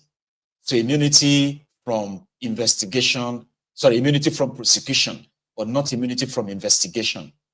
But because immunity from prosecution simply makes no immunity against investigation more useless. But what is the point in investigating these guys? And if they belong to the ruling party, for example, being investigated means that you can't do anything to them. So what's the point in investigating them? Yeah. So they want to pretend to show to us that they are now discussing the possibility of removing that. And now they can not only just launch criminal investigation against them, they can actually be tried for criminal offense like treasury looting or any offense at all. I know it can't be like in imagination. Anyway, I'll show you. They're actually debating it. Like there is a bill to remove the immunity.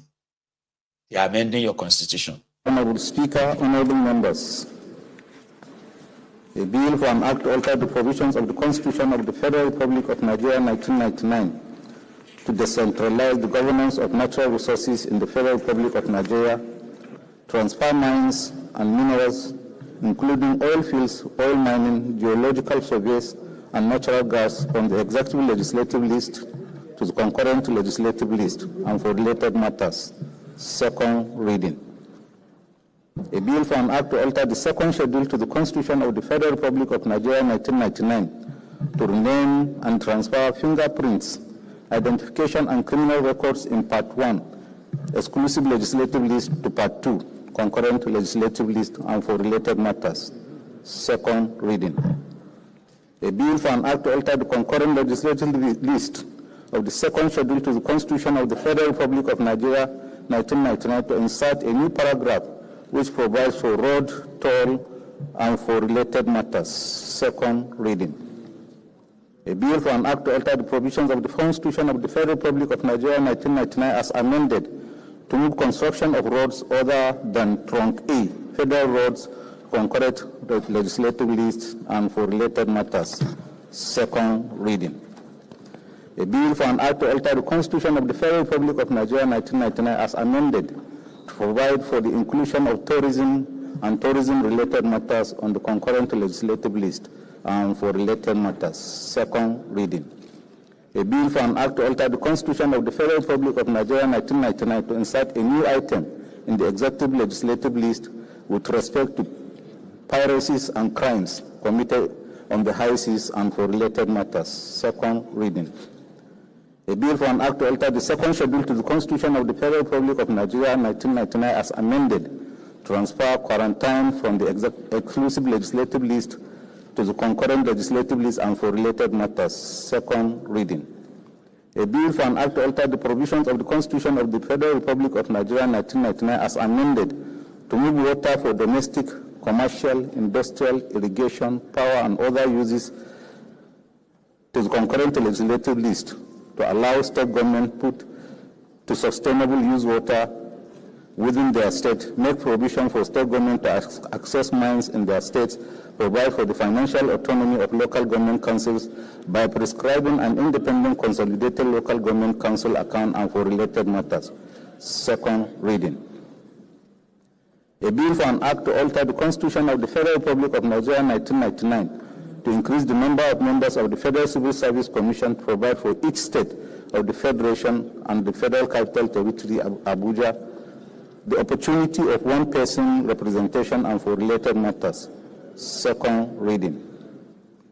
A bill for an act to alter the Constitution of the Federal Republic of Nigeria 1999 to mandate all government statutory corporations, commissions, authorities, agencies, including all persons, bodies established by law to submit the yearly financial statement to the Auditor General within a specified period and for related matters. Second reading.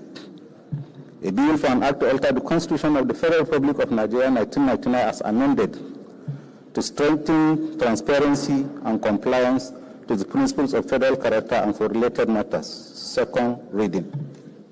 A bill for an act to alter the Constitution of the Federal Republic of Nigeria 1999 as amended to provide for the public disclosure of reports of the Auditor General of the Federation and for Auditor General of the State and for related matters. Second reading.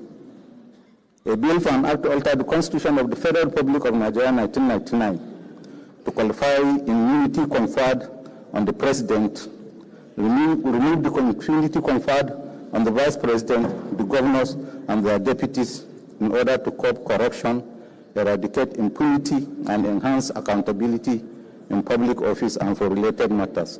Second reading. A bill for an act to alter the Constitution of the Federal Republic of Nigeria 1999 to specify the period for the laying of annual budget estimates before the National and State Houses of Assembly and for related. Second reading. We shall have a load of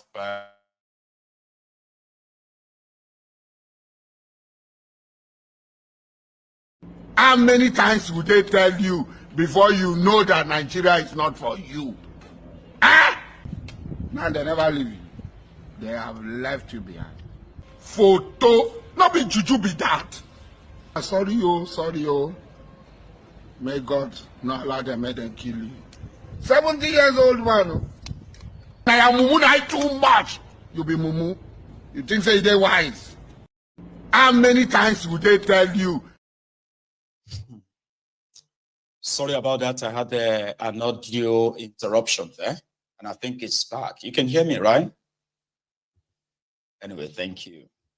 So I pretty much think that is everything, except that I shared with you the video of Obi visiting the nursing students in another school, compared to what happened to Rants, Remi Ahmed, when she visited the nursing school in Agbor in Delta State. So I think I have a clip from what finally transpired at Obi's outing. But first, I'll take a quick tea break.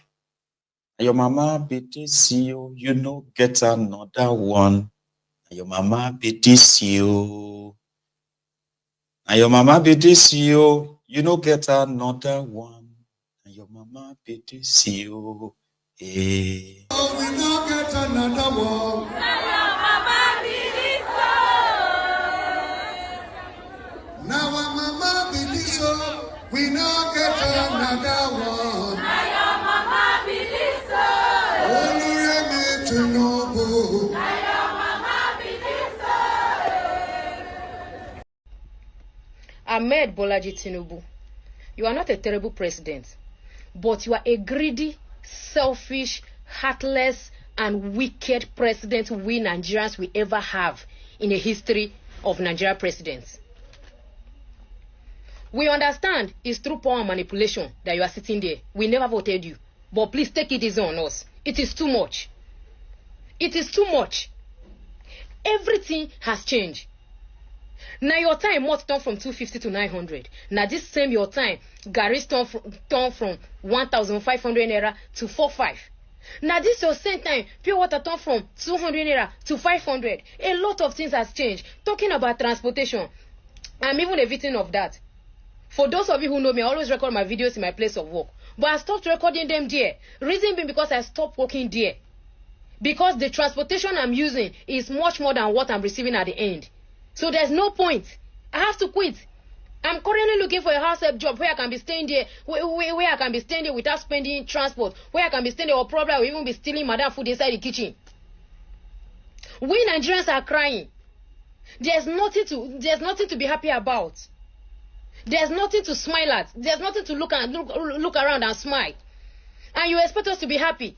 You expect us to be licking your feet. You expect us to be praising you. How? How is that going to be possible? Please, it is too much. The last I checked, green is supposed to represent strength, growth, energy. Green is supposed to represent life. And that is what is on our Nigeria flag. What is it called? That is what is on Nigeria flag color. But currently, that color is even Nigeria flag is supposed to be changed into brown color, because there's no life in us Nigerians. We no longer have lives. So I wonder why the flag is even still. I wonder why the green color is still there. Just change the color to brown, because we are dead already. We all the Nigerians, we are dead. We are all working corpse. So please do something about. There's a lot of things to talk about, but please, we'll stop here today. Your son is busy disgracing himself on the internet, saying how good you are. You are the best president. You are this. You are that. Sheikh Tinubu, your father is good to you and not to us. Your so-called president that is so good, he is good to you and not to us. You are spending in dollars. You are busy using our money to spend in dollars. The only thing you use our money to do is to share. Is to smoke Igbo, go to Abuja, one of the biggest clubs in Abuja, and spread in dollars. We cannot even spend in naira. We can't even spend in naira. So he's good to you. Don't make that mistake next time when you want to call when you want to come on internet without your bar hair like chicken where they don't put inside hot water come out in feathers for body. No come internet come they disgrace yourself. If you say you do person favor. Now fool you be na disgrace you they disgrace yourself. Without your so-called papa will carry face like frog will swallow hook for river. You people can do better. Presido, you and your candidate can do better. I don't read social media anymore. They abuse hell out of me.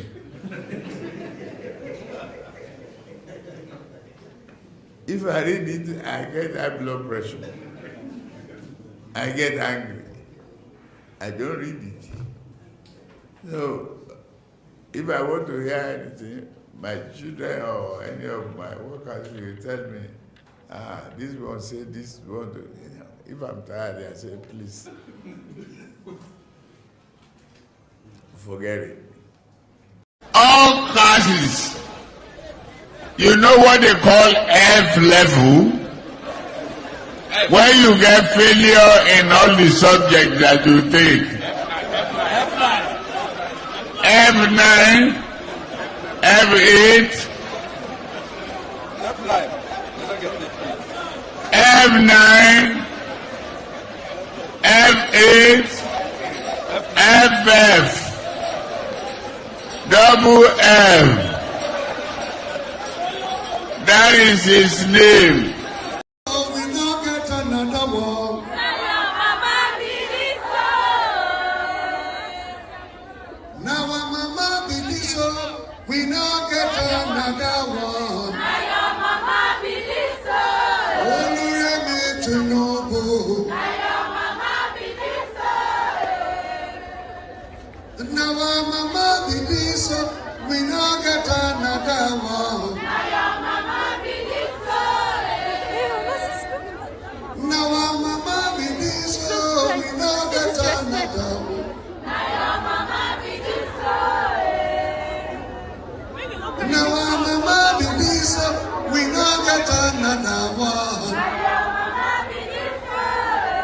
Remi Tinubu, we no get another one. This you, and your mama be this you, since you no get another one. Now your mama be this you, I like it. I don't know. It's sort of like it sounds pretty much like rhymey, you know. And your papa be this you, you know get another one. Now your papa be this you, When you see the Ronukus, and they start saying, Tinubu is old enough to be your father, just turn to them and say, Shena, your papa be this CEO since you no get another one. Chai, and your papa be that CEO. Hey. Here you get. Whenever the Ronukus are asking you to show respect, because Tinubu is old enough to be your father, just sing for them and say, Shena, your papa be that CEO since you no get another one. Your papa be that CEO here. You know? So it's quite catchy, you will say. And when you talk about catchy or catching, right? The people of Amuwo Odofin. There's a place called Abule Ado in Amuwo Odofin. All right, in Lagos, the mega city. In fact, hang on, let me see if I can still see that copy. The Lagos, the smelly Lagos. All right. Wahabi, Wole was somewhere at a place called Abule Ado in Amuwo Odofin in Lagos, clearing the illegal shanties in the mega city of Lagos. I kind of like that guy, by the way. His job is so crucial. And at the same time, it's also the most dependable source to show us around Lagos. The real Lagos, not the one they took a picture and edited, okay? This one happened today.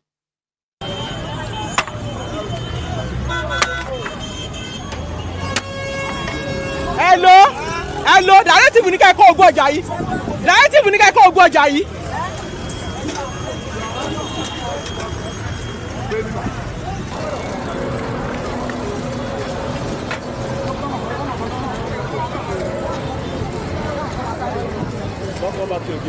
Yes.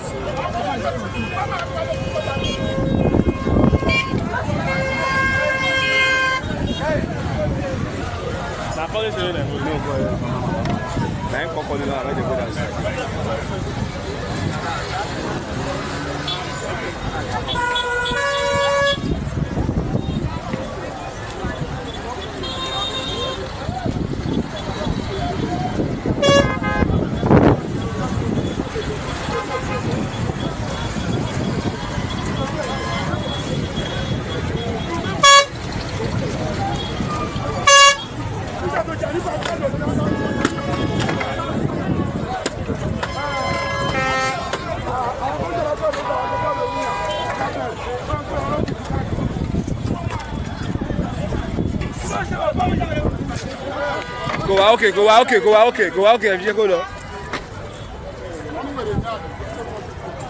Ẹgbẹ́ kúrò wọn ò fẹ́ yín báyìí rárá, ẹgbẹ́ kúrò finally wọn ò fẹ́ yín bí báyìí.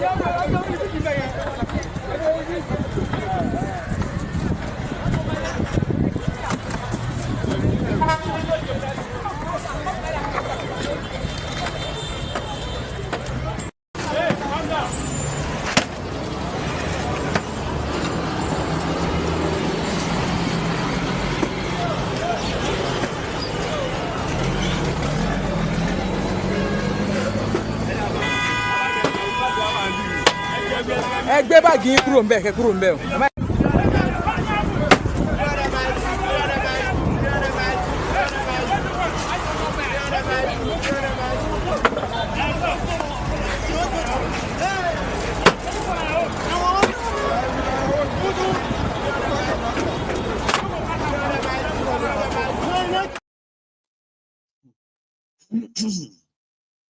Or this one, where these streets cleaners had to come and shove, like they have to come and use their shovel to scrape off dry sheets.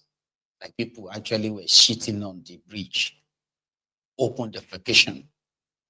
in the mega city. That's why I asked you the other day, like, can you swear with your life that Lagos is not, Lagos doesn't smell? Like in your life, can you smell on your life? I know you won't, but you just love to defend the madness, don't you? Eh?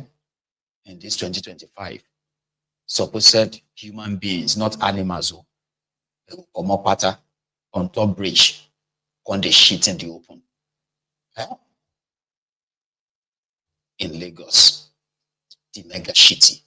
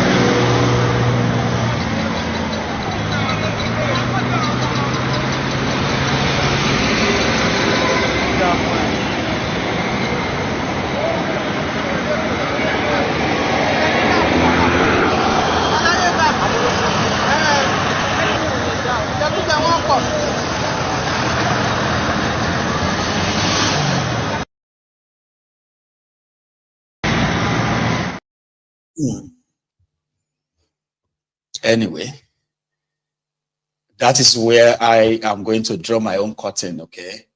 And then open the line, you know, for your contribution. If you have been part of the conversation from the start, you know, you have a chance of adding your own contribution. The number to call is on your screen tonight. And if you have to leave, right, I understand. But remember that, like the broadcast as you are leaving, okay? And share it as well, okay? We were over 2,400 of us on YouTube earlier, and that number is coming down now as people are kind of like stepping out, all right? Or we can do better with the likes. Here you get now, you can still take it to like over 1,000. You can take it above 1,000 right now. So thank you to those of you who have actually liked the broadcast. Thank you. Again today, I want to say a big thank you to those of you who have also chipped in into, you know, the fundraiser that I'm doing on the platform for the equipment and what have you upgrade on Mayegun's Diary Political. So a big shout out. Hang on, I want to put it on the screen. A big shout out to, you know, these donors today, because it's, I think we were just at 3% of the main targets. 11 people has pretty much donated, and I appreciate this so much, okay? But we are going for, I mean, well, my target is £10,000, and I'll be grateful for just every penny that I managed to put together. In the coming days, I will share some of the intended upgrade I want to do. Hopefully, you know, I'll probably will just get somebody, or I'll get people who can, you know, gift me some of the needed equipment rather than just have to buy them save cost. So listen, if you are by any means willing to also support Mayegun on this fundraiser, the link is right here in the comments. Use it. And if you do not have to contribute to it, indeed you can share it for Mayegun. So I will be back in a minute or two, like I said, and then we can continue by taking calls. So don't go anywhere yet. All right? I will be back in a minute or two.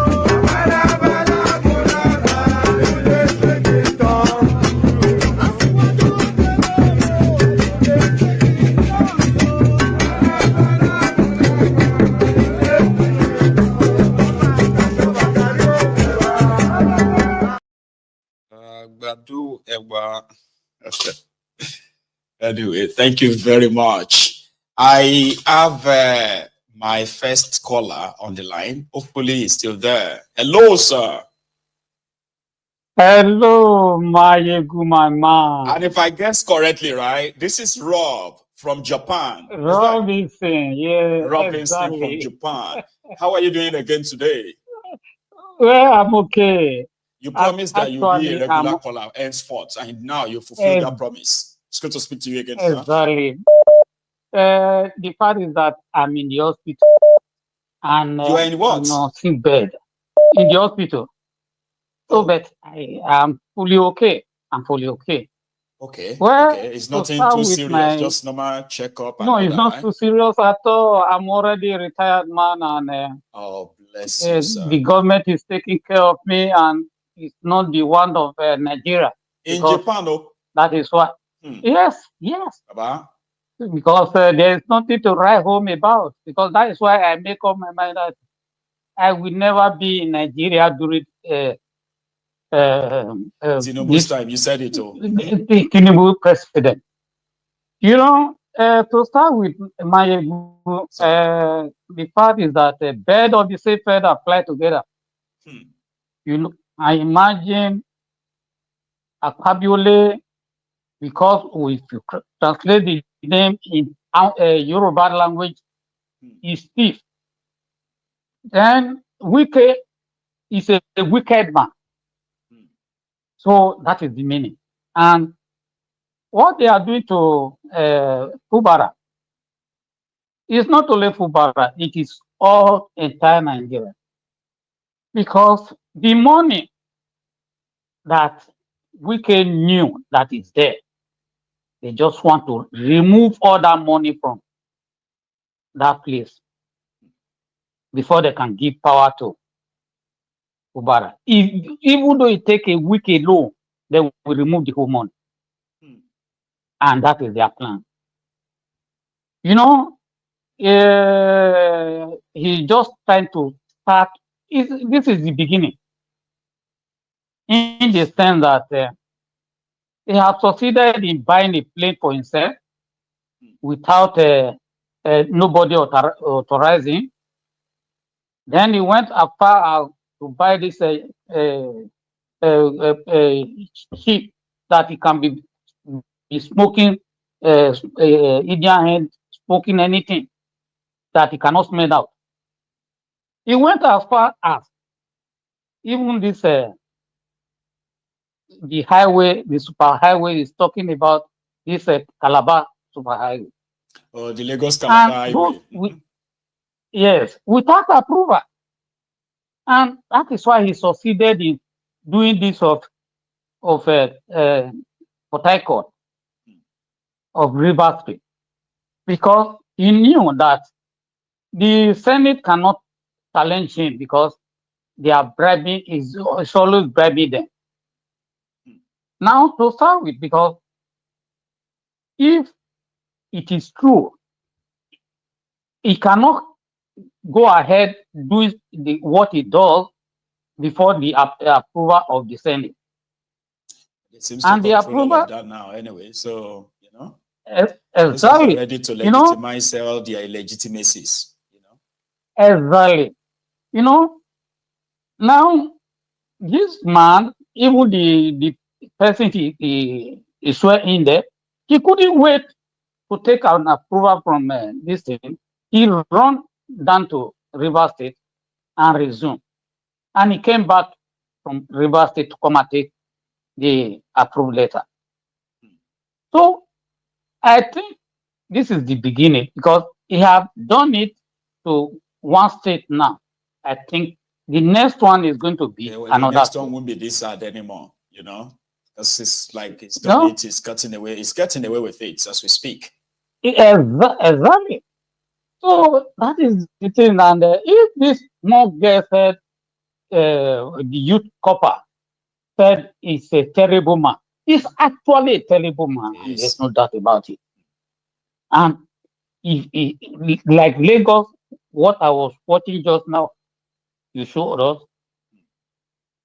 people clearing shit at the bridge. Yep. What a nonsense. It's actually a smelly Lagos. It is. And he did tell us. So that is it. Anyway, my man, thank you very much. Yes. You have you've added yours from your perspective, and there are others who would like to do the same as well. Okay, so thank you. Thank you. Get some rest. So get some rest. No problem. God bless you. Yes, Sir. I will soon be out. Yes, sir. So here is another caller on the line. Hello there. Hello, Mr. Nayobi. Hello, sir. How are you? How are you, my brother? Thank God. How's the family? Thank you for asking, sir. Please. Man, it's so hard to reach you. I know it can be. But tonight seems not to really be too busy, so it should be easier, connection. Yeah, I'm happy to have you today. Yeah. You see, there are so many issues that you have raised here that I really want to contribute to do that. Any of them that you can remember that you've always wanted to say something on, even if it's not one of what we have discussed this evening, right? You are welcome. Exactly. So many of them, if I can remember. This Natasha issue, this lady, I have taken a flight with her from Paris to Lagos some years back. I can tell you that woman is so beautiful. And if you see her as a man, you must say something to her. So these are the issues. But because most of our politicians, they feel they have money, so they can maneuver things, they can talk to any woman. That's why these two issues are happening. But sorry to her, Nigeria is not a place whereby a woman can say, nobody gets justice now. It's all for sale, as we know. So that apart, one thing I want to talk again is about Sowore. Nigerians have forgotten that when Buhari was sworn in, Sowore was there at the Eagle Square celebrating, making pictures. Very joyful, Well, I don't hate him. As a journalist, he was there with other journalists to cover the event. No. People believe that right? No, if really that you believe in what you're preaching, everybody knows the track record of Buhari before that election. We know that we know what he did during his time. So whatever story that he comes with, nobody should look at that. And so as a man who says, he believes in this.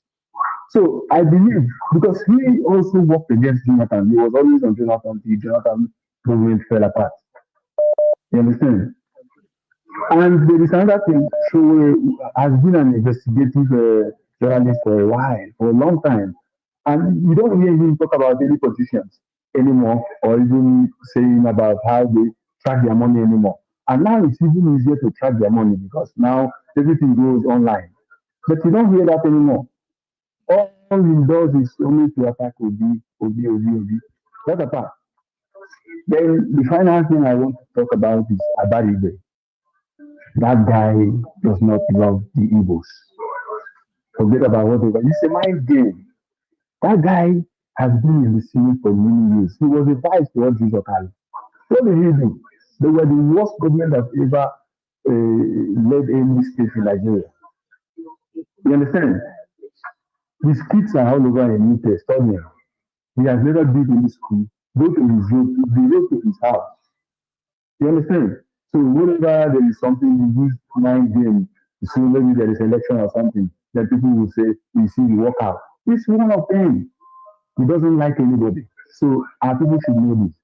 That's my point, my brother. Thank you so much, Baba. I appreciate Thank you that. so much for your contribution again, like others. Okay, have a good one. And I have another caller. I just lost that caller. So, yep.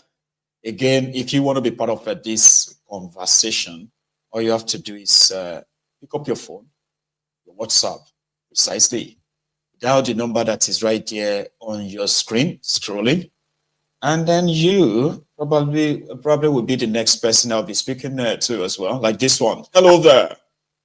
Yeah, hi Michael. Hello, it's Henry again. It's How are Henry. you? How you doing tonight? Yeah. Baba? Yeah, I'm fine. Hope you're well. Class, well, very well, man. Thanks for asking. That's good. So I was going to say to you, Michael, at what point are we going to start thinking about solutions to that contraption, as you call it? Because for me, I think we've done a lot of talking, and I feel, what do we think is the next step in terms of solutions? Exactly. And then one other thing I was going to talk about was, and I know, and the reason why I want to bring this up is because the last conversation that we had, I know one of the other callers called, like, regarding Biafra, and was saying about the propaganda and all of this, saying I'm misinformed. And that was one of the other issues I wanted to talk about, just for the benefit of people who might think that I'm somehow misinformed, or I don't understand the agitation of Biafra. So, and I want to just make this very clear, because I know you have a lot of listeners who are probably IPOB supporters. So for me, I'm an Igbo man. Yeah, I understand the marginalization of Igbos in Nigeria. It's no hidden secrets. However, I feel like Biafra isn't the solution. And the reason why I say this is because the problems that we've all been talking about Nigeria, blah, blah, blah, is corruption.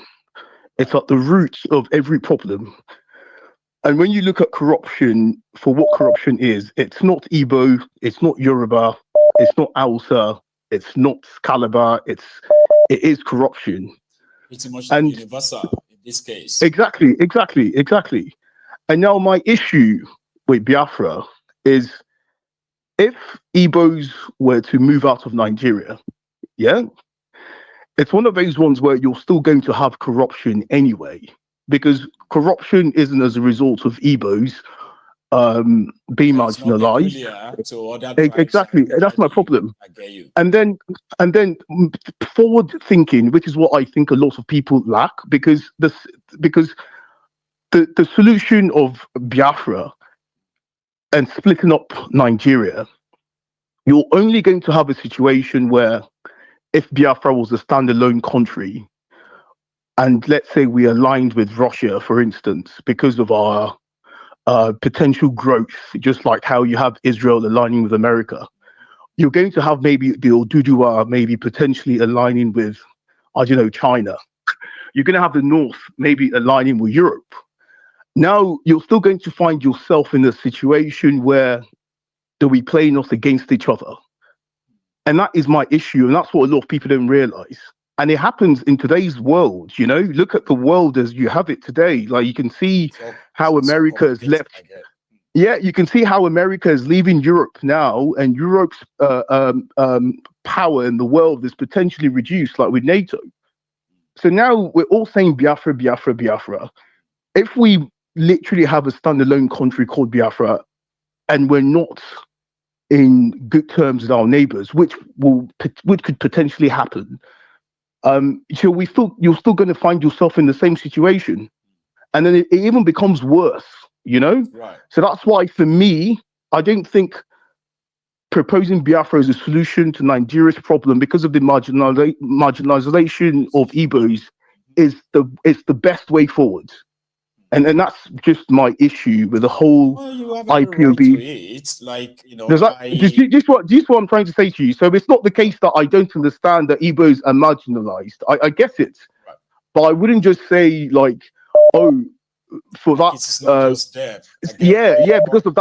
Because of that sentiment, or because it's just like if you have malaria, and let's say the symptom of your malaria is fever, you can't just provide a solution that addresses the fever, but you still have that malaria, and then it could be the case that not treating that malaria could become a bigger problem, and that's just my issue with this whole. Your concern, right, and your observations, right, they are very valid, legit, okay. But I am going to borrow maybe about 5 minutes of your time before you leave, okay, to try and see if I could, you know, share some perspectives on this subject with you right here, right now. All right. Yeah, of course. So that, for the benefit of our viewers who have listened to you, and somehow, some of them are feeling like, you know, like from the word we use from the start, you are uninformed, this or that, which is wrong. To me, yeah, all your observations are valid. Your concerns are legit. And we'll start from, we should be talking about solution rather than just the problem. That's from where you started, remember? Yeah. Then you went on to further explain your personal conviction that Biafra is not the solution, or should we say, may not be the only solution. Like just being kind of like, liberal in this sort of a point of view. Do you get that now? Yeah. So I'll start with the solution part, because it is the easiest one to answer. Okay. The reason why we are where we are today, right? It is not by coincidence, and it is not by accident. It is pure premeditated, and therefore the idea of marginalization among all ethnic nationalities in Nigeria is true, but it is not completely true when we begin to compare it with what the Igbos have been subjected to. And that is also, to some people, right, it is like argumentative, kind of like it could be arguable and say, well, you know, whatever it is that the Igbos think they are facing, other people are facing it. But that what would be unfair is the fact that the only thing that is common, which everybody shares right now, is misgovernance. That is equitably distributed. There is no part of Nigeria that is not marginalized. No part. Thank you. Okay? But the difference is that within that same space, right, there's this sense of belonging that ordinarily, naturally should be there. Unfortunately, it was a line, right, that has become so blurred that they like cross it many times. And what is that? Primarily, they believe that we have the Hausas, the Igbos, and the Yorubas as the three ethnic major nationalities in Nigeria. Some other ethnic nationalities pretty much feels offended that how could they just mention three tribes where, ethnic and all that, and they are not mentioning them. Okay, so I'm starting with the solution, like I said again. The idea of one Nigeria is huge in lies. And because the idea of one Nigeria is shrouded in lies, makes it difficult to have what you can call, common interest. For example, for every ethnic nationality in Nigeria to say there's something that is national interest that all of us shares. And therefore, despite all our differences, right, we can still work together. Now, the idea of one Nigeria is an idea of the guys who are pretty much like the power mongers in Nigeria, and they cut across all tribes again. Oh, it's not limited to any particular one. All tribes. But Mike, can I chip in? Can I just chip in to what you're saying, because I understand. I understand where you're coming from, and I completely agree with you. But one thing I would say is, when Nigeria was a great country, when the naira was greater than the pound, it wasn't as a result of us being divided. We were together. It was the capacity of every single person. I still remember, like, even when my dad used to come to England, and it's sad that a lot of people have forgotten this history, and it's the previous generations that will probably remember when you could get a scholarship. Like, this is why you find a lot of Nigerians who were born in England and Russia and all these places. Like, things were thriving in Nigeria before we discovered crude oil. Like, even in schools, you had like cultural day. We were literally united as a country. And this is when the naira was greater than the pound. But something happened at some point where, like, these guys realized for corruption to thrive, they had to divide each and every one of us. And this is what happened. But where, to the point where, like, that identity and having that national interest just completely disappeared. And all of that. Exactly. And it's sad, and this is what I'm saying, but it is possible to still achieve that goal of one Nigeria. And I strongly Biafra comes in. Okay. No, but if you have a Biafra, you're not going to have one Nigeria, because you're going to have the idea of it. Okay. See, where I was going with my own postulation earlier, right, was the fact that you see all that greatness that you mentioned. Nigeria was great. The naira was bigger than pounds, and all of that. They were illusions created by the early birds, called the early leaders at the time. An illusion of one country. But because it was an illusion, it wasn't real. Nigerians didn't come together to say they want to be one country under what arrangement. There was never any time Nigeria was great. It was an illusion. Now, it was that illusion that I called a line, right? A line that those before these APC guys did everything, right, to keep clear. Okay? There have been, like, profiling of the Igbos in Nigeria for decades. But it was never this pronounced, because what APC, what they have done over the time they've been in charge is to widen that gap of difference, because it helps them to stay in power. And on the other hand, it continued to tear apart what could have been the national fabric of everybody. So people who used to listen to themselves despite their differences, right? Like the Igbos, for example, who have moved on by context, they have moved on more than the rest of Nigeria after the Civil War. It's only the Igbos who have actually left their own region to go and reinvest in other parts of Nigeria despite the war. But Nigeria hasn't given them that chance, all right, to have that conversation of, do we still want to be together? Yes, we can still be together, like, without breaking up, only if we agree to, right? And that is where you can now discuss what are the, supposed agreed terms of us being together, administratively, security-wise, in all those stuff. That conversation, right? That conversation is what the owners of Nigeria dread so much.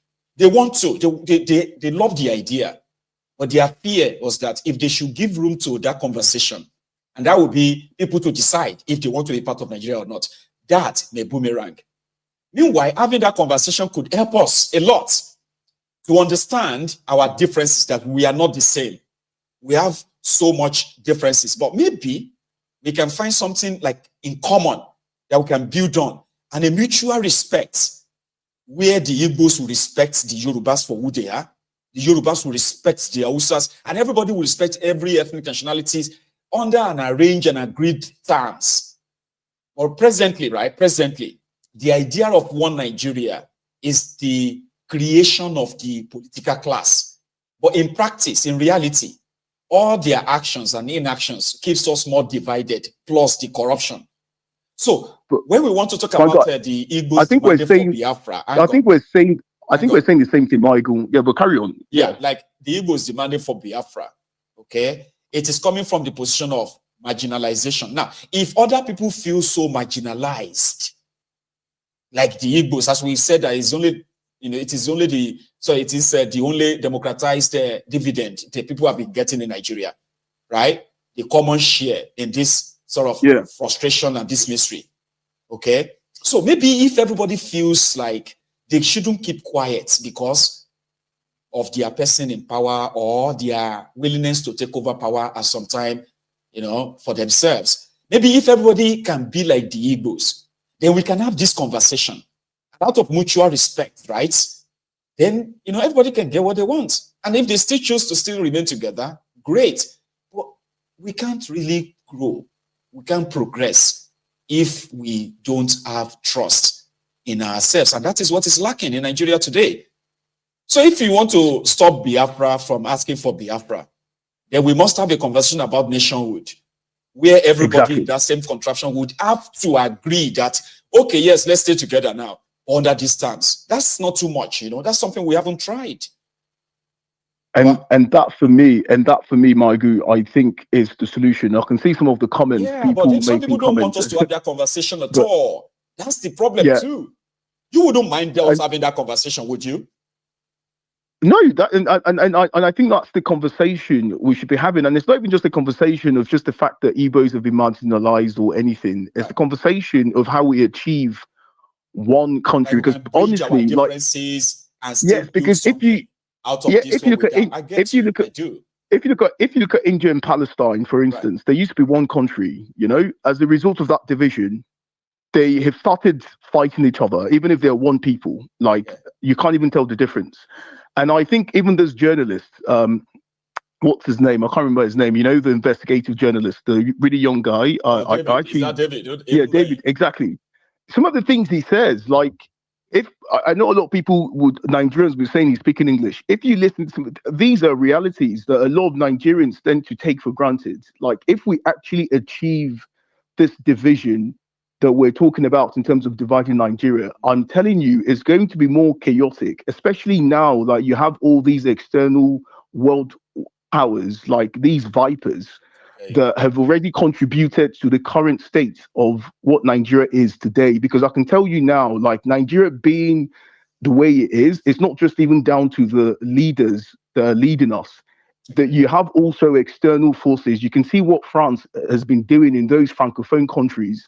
Even England has a role to play in the division of Nigeria, because you can ask yourself the question of how is it the case that you will see someone that would go and steal bread and you'd have mob justice where people are willing to kill that person, put ties on their neck because someone has stolen bread in the markets, even if they've stolen that bread because they don't even have food. But yet you'd have politicians who are stealing billions.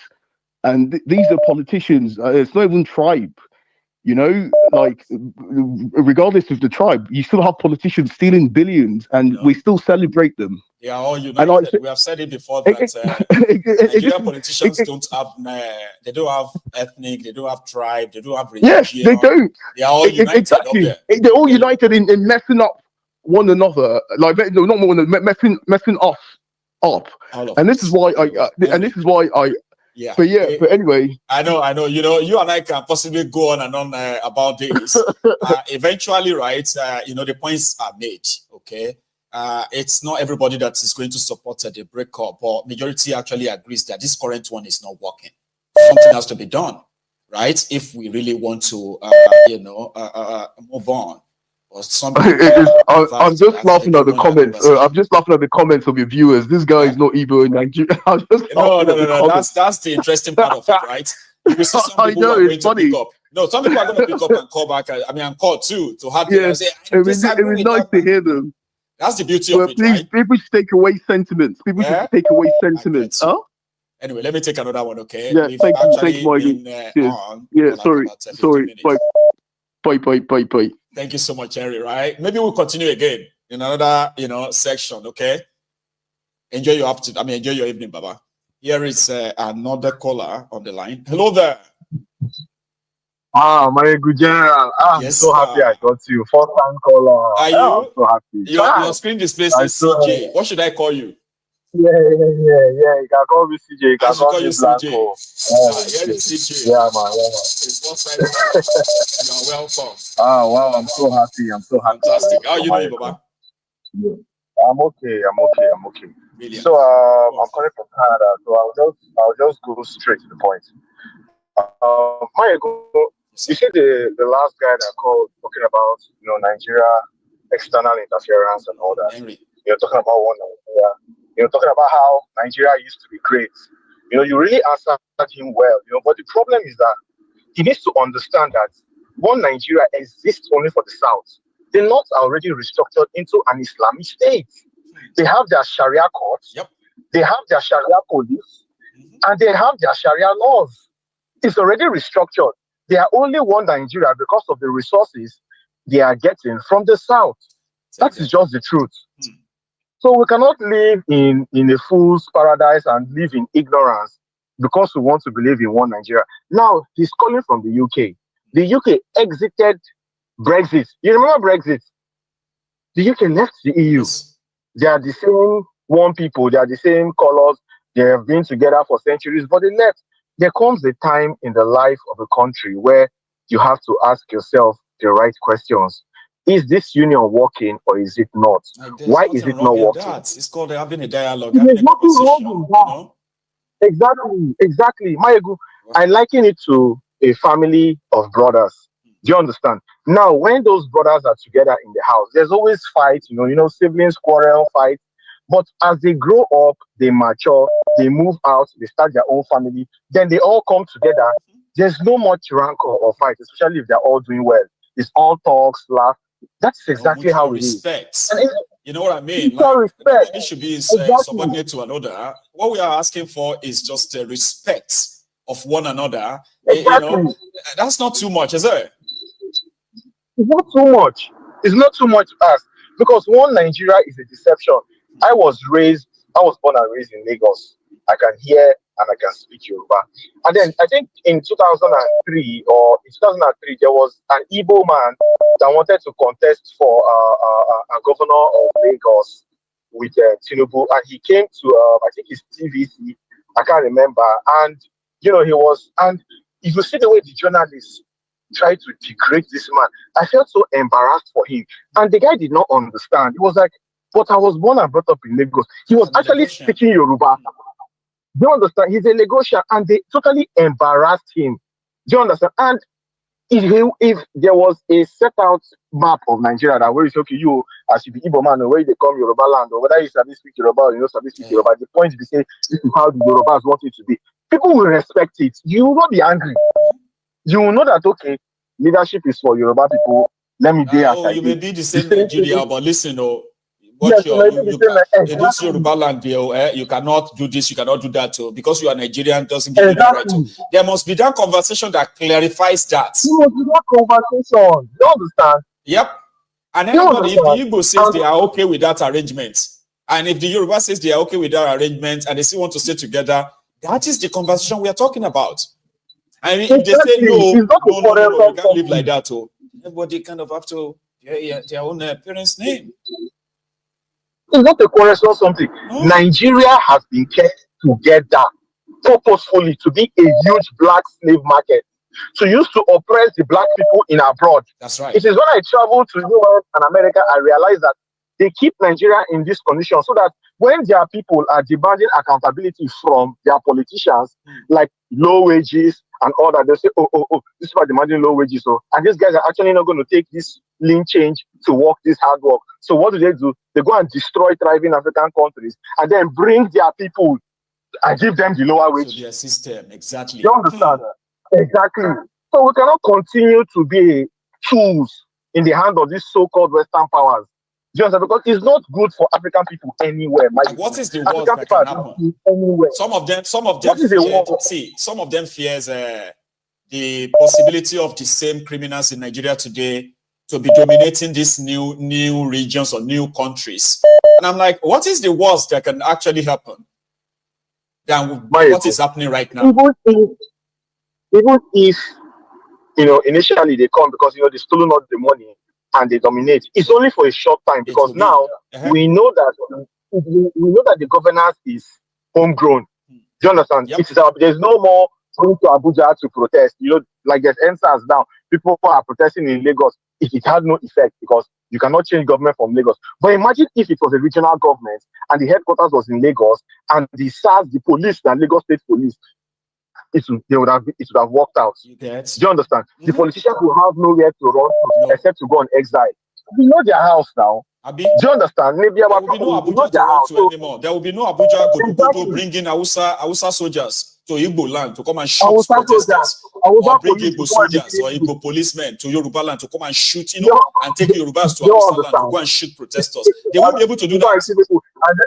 You can't do that because everybody knows your house. They know your papa house. They know your ancestral house. Everybody.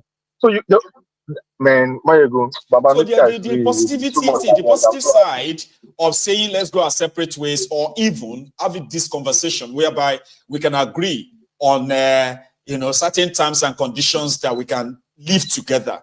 That is what the purpose of a country is anyway. People have to agree to live together under one agreement, Abi. So what is the worst that can happen? What is going on right now? Nothing can be worse than this. Nothing can be worse than this. Nothing can be worse. There's nothing that can be worse than what you are currently witnessing in that contraption, where they gave you fake democracy, who you have no right at all. No right at all. The country is generating into fascism. Head on, straight down fascism. You want to remove immunity from governors so that you can resign anyhow. When you was nice hearing from me, I'm very happy to speak to you. Let me allow that call. Thank you so much, CJ, by the way, okay? I really appreciate your phoning, okay? You have a very wonderful evening, all right? That's a CJ. Now, I am going to take a short break to say thank you for my fundraiser, okay? So if you are gifting me, buying me a cup of coffee, that is the QR code that you can scan with the camera of your phone and follow the link, okay? So the other one is the GoFundMe. The link is in the comments as well.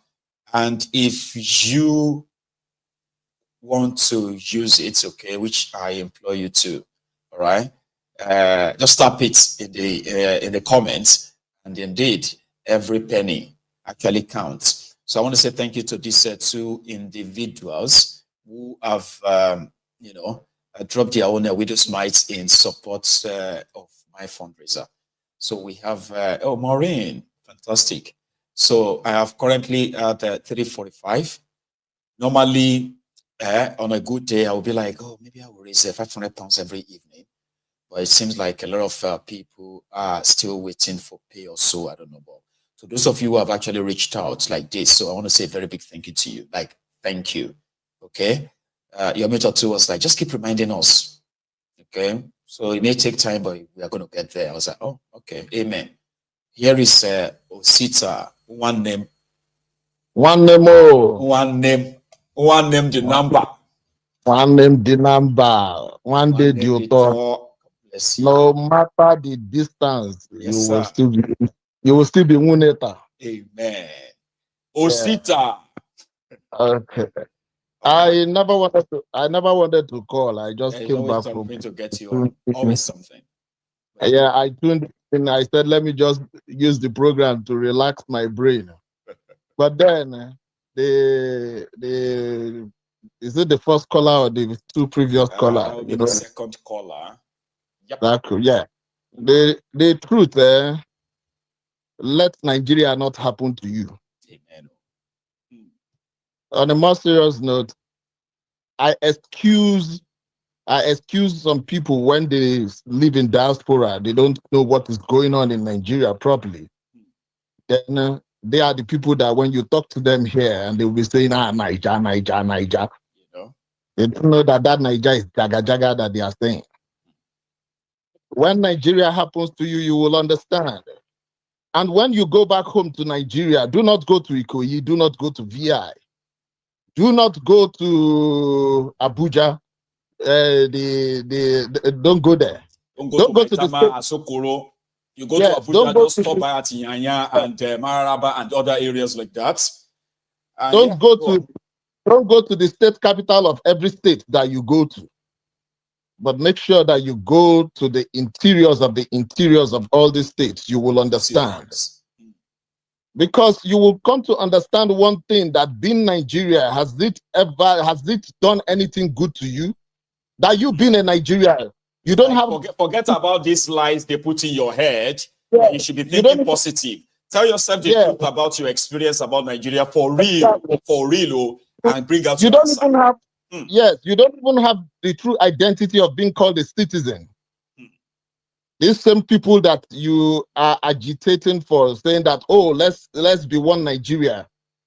I am telling you the gospel truth. If you know the evil they've wreaked on you, there are some people in Nigeria, believe me, there are some families in Nigeria today that I know, they don't have poor people as friends. They don't have poor people as relatives. The only people they know as their relatives are people who are in the same class with them. But when you begin, when you begin to realize that you have relatives that are in different classes of the lowest, you will start to ask yourself question: is this supposed to be a country? Is this life? Is this life? Is this supposed to be a country? We are all trapped in one country, in a certain contraption because of one thing. The reason that the North and the South amalgamated in the first place was because of business. They wanted to cut cost, which is going through Arabs to get to Europe. They don't want to be doing that again. They found the sea route to West Africa, Atlantic coast. That was the reason they found that place called Nigeria, and they said to themselves that the only way we can make more profit is that we have to merge the northern part of Nigeria and the southern part of Nigeria. And don't forget also, Sita, until 1954, they never allowed the North to meet the South, ever. Yes. Even though they've been in charge of the country for more than 40-something years, and it was actually like 50-something years. So until 1954, a supposed one country, this colonizer ensured that the North never met or sat with the South to talk as a country, as a people. So I wonder how you will be in a place and you are shouting one Nigeria, then at the end of the day, when any little thing comes up in the North, what will the Northerners do? Immediately they start killing the Igbos, not just the Igbos, they kill anything that is not. But the primary targets are always the Igbos. And guess what? To make it worse, those who are like the Southerners as well, who are not Igbos, are not spared. So these guys, anything starting from, what do you call that place? Kotangora, what do you call that? That's Bajaji or something, between Jeba, between Nigeria and Ilorin. Anything after that, you are all infidels from the South. You are all infidels. So the reason it looks as if it's the Igbos are the highest casualty of what is happening is because normally, like you said, the Igbos are the ones that travels wider than any other people in Nigeria. Yes, that is the reason when they go to the churches, you will find out that the number of people that you have there that will become their casualty, their victim, they are always Igbos, because in their churches there, the Christians that you see there mostly will be Igbos. So I want to make something categorically fair here. The thing that is fair here is that, can Nigeria be better than what it is today? That is the question I'm asking that caller. Will Nigeria ever be better than what it is today? Nigeria has never been better. No, if you know how, a great country. If you know how, when you are trying to become important, the way the white people, the West, they do, when you're trying to be important, they will project you as being or if they very want to make you feel important. No, I think that They should be make the you right feel important. sentence. If they want to make you feel important, Yeah. then they will You- manufacture they- these fancy words. You are this Yes. in the world. You are Yeah, not this in the now, world. like in Nigeria now, the reason they don't want you to break away. Yeah, they don't want Nigeria to break. They like Nigeria as a business the way it is right now. If you go to the World Bank or you go to the Bloomberg, look at what they are talking about Nigeria economy. They'll tell you by 2050, Nigeria economy will be one of the fifth strongest economy in the world. You ask them why, they will tell you because of the population. But all those things are lies. Yep. They are lies. Those are the things that they want to tell you. So that, yes, their all projections. other economic indices So shows that that you it's will, never you in will favor. tend to remain, yes, so that you will tend to remain one. Yep. So that they will continue doing what Everything they are will be doing in fine. Nigeria. Now, look at it. One more last thing, my brother. We have asked them, let us return. The only times we have glimpse of hope in that contraption was when we were under parliamentary system of government, whereby the region, they govern themselves. Go to the National Assembly today and say, oh, that let us return back to that old regional government. You will see that all of them will be against it. Most of them will be against it. So until you begin to have this So which conversation, in itself, Osita, which in itself defeats the argument that we have people representing us. They are not representing us. They don't represent us. You know what I mean? They're not representing us. So they are representing themselves. So until we do away with them, right? So you have that demand. There is 1,001 reason why Nigeria is not supposed to be a country. The constitution, which is the bedrock of the creation of that nation, I am telling you, the constitution itself is flawed. Everybody, you can see it. It's flawed. And that constitution, there was no place that it was written in any other constitution in the world. They tell you that after 100 years, you have the right to demand or to discuss, renegotiate how you want to live. In that constitution is not there. So I need this guy to do a lot of research. When you do research, do not do research based on your classes or your class of people. Do research based on every class of people you have in Nigeria. Then you would be able to tell yourself the truth. And who told you? And who told you that Sudan and South Sudan is doing well than Sudan right now?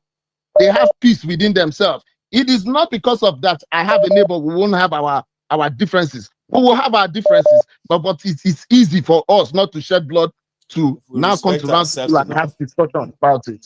But this time around, you must, if anybody says something about Tinubu, your parents, your village, they will pay for it. These are the things we don't want anymore.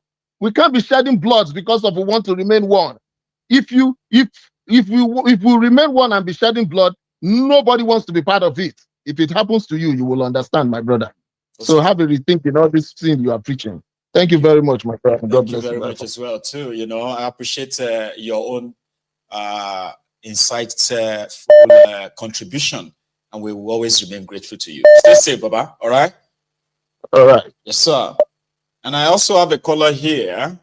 But I want to say a very quick thank you to Florence for my GoFundMe contribution, by the way. So thank you very much. And God bless you.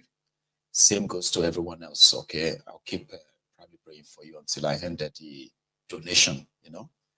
I'll keep praying for you. God help, God bless you, God, you know?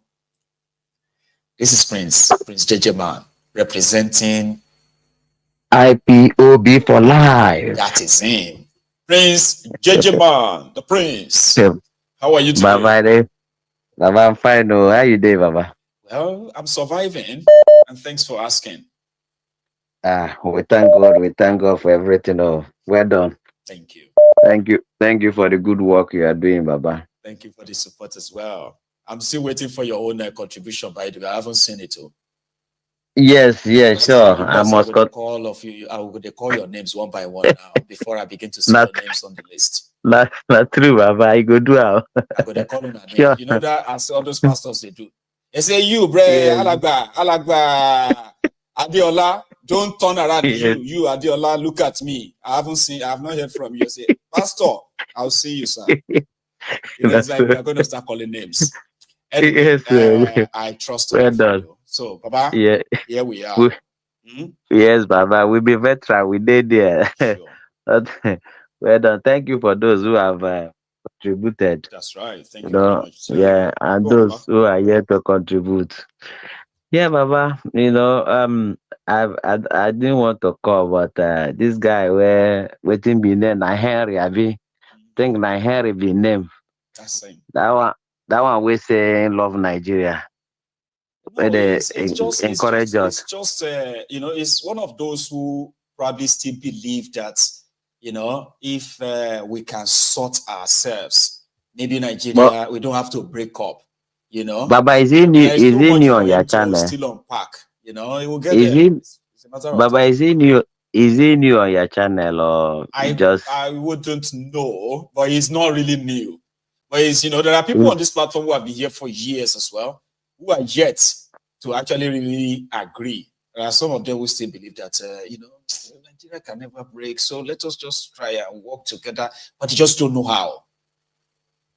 Well, if he's not new, I see him as a distraction anyway. Oh, yeah. If really is not new, because all that you've been explaining here, even the deaf and the blind will understand that we are all in danger. We are all collateral damage in Nigeria as the way it's being organized today. I don't want to dwell on that mostly because we have imminent something happening now. This guy you showed today, see how stressed he is.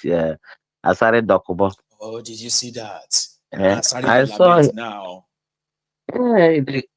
Never cry. This is just the beginning, like the devil Buhari. They said they want to take him out. The guy never cry, just the start. You see, when you so evil, you don't expect to reap this in heaven. You expect to reap hellfire. And that is what is gathering. So The cloud. Person no fit plant wind, no harvest whirlwind, Abi. So you see, Baba, this Asare Dokubo. The evil, that guy, the evil where that guy they sow. He go consume am with everybody where they with him as time goes on. Because you see the atrocity where this guy they commit with Nigerian government. He started with the Buhari, all the whole 8 years of Buhari. All the whole 8 years of Buhari.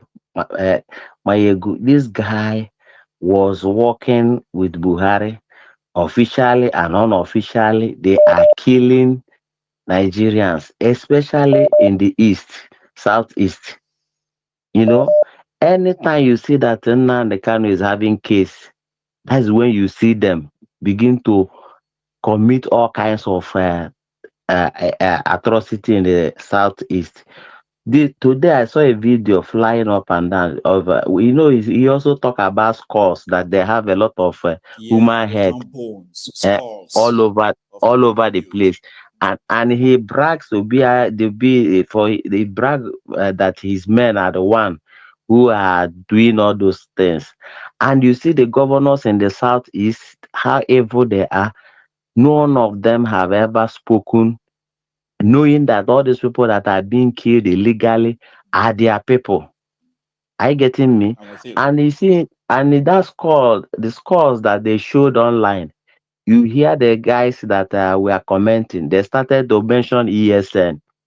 They start to say ESN, ESN, this, ESN, that. They always, whenever they commit evil, they want to attach it to ESN, they want to attach it to on their side that helps them spread that narrative.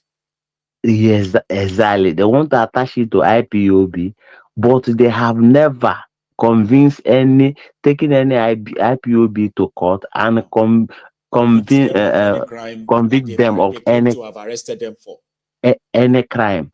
Okay, you see now they can discharge and acquitted. with all this their propaganda and blackmail against Nandekan, against IPOB, against ESN. Okay, Nigerian government, do you know that they never publish or show any ESN the cow when they are killing cows and they are covering it and showing it online? Nigerian media never showed it. You do understand? Because they don't want to they don't want the world to see the legitimate work What that ESN the is really doing, ESN yeah. is doing. The way they are waging the Fulani terrorists that are using the forest to creep into our region to round us up. They don't see, they don't never. Have you seen any Nigerian media show it either on the news, in the newspaper, or Nothing on positive, the nothing. they never. If you You see them understand? show anything at all, they are still going to portray the ESN in a very bad light. And the Fulani terrorists as the victims. I've seen that before. You see, Asari Dokubo, he's doing Asawana in Southeast. Even today, he said that Southeast governors, because they are not speaking up concerning what is happening in South. That if Wahala starts, that they will the government house in the Southeast, they will overrun them. He never. What of the South? He has not. He can't overrun government house in the South, because that is where they have told them make Southeast ungovernable, create artificial insecurity, continue to hyper it, high insecurity, so that the world investors will be afraid to go to Southeast. But still, Southeast still remain. God is still helping the Southeast to remain the most peaceful place in Nigeria today. You see? So my ego, we will continue to watch the movie. All that we know is that Biafra, we have decided nothing, no going back. 1,000 option is Biafra or Biafra or Biafra. We are not going back on it. Nnamdi Kanu, they should release Nnamdi Kanu. They've held him for 4 years.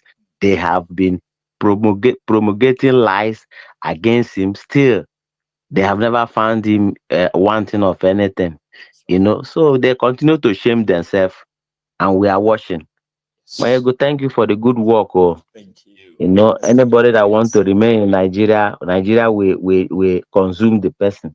It's free to remain there. We are not Nigerian. We don't want. Everybody wants to live and have their own life back. If you just cross to Togo, I don't know if that guy knows Togo or Benin Republic. I'm not talking of UK. It's like talking heaven and earth, or America. Just cross to Togo.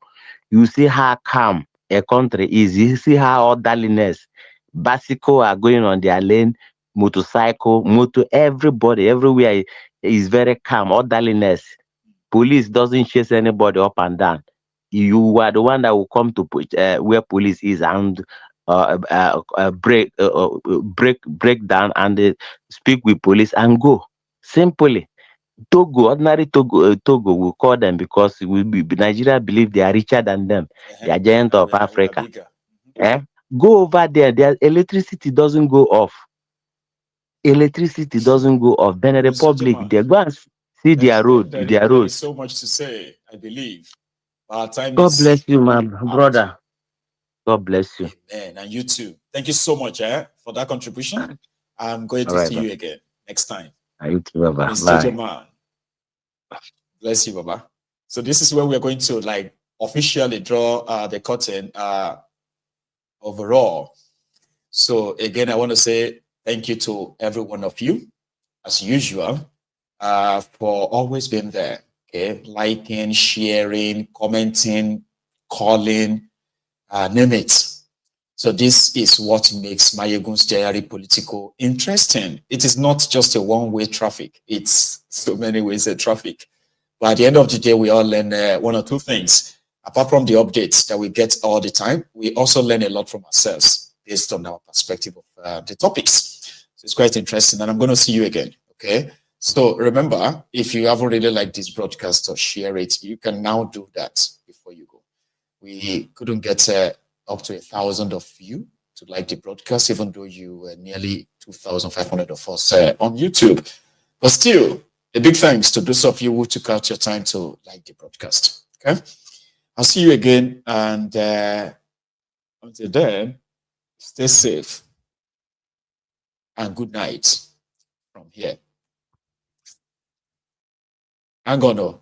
Before I even say good night, I think I should just hear that song again. Anyway, again, good night. We don't get another one.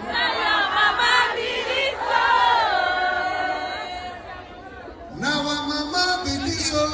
We don't get another one. Now your mama believe so.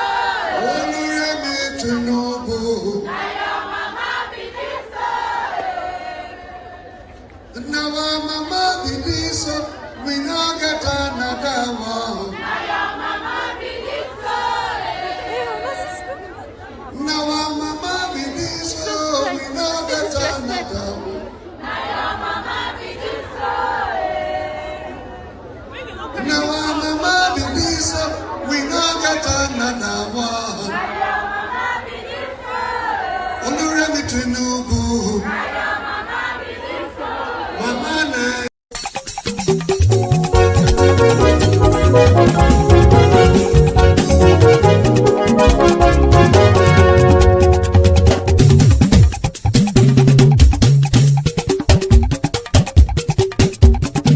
Mayegun làwa mọ̀ làmọ̀ tó dòdòdò.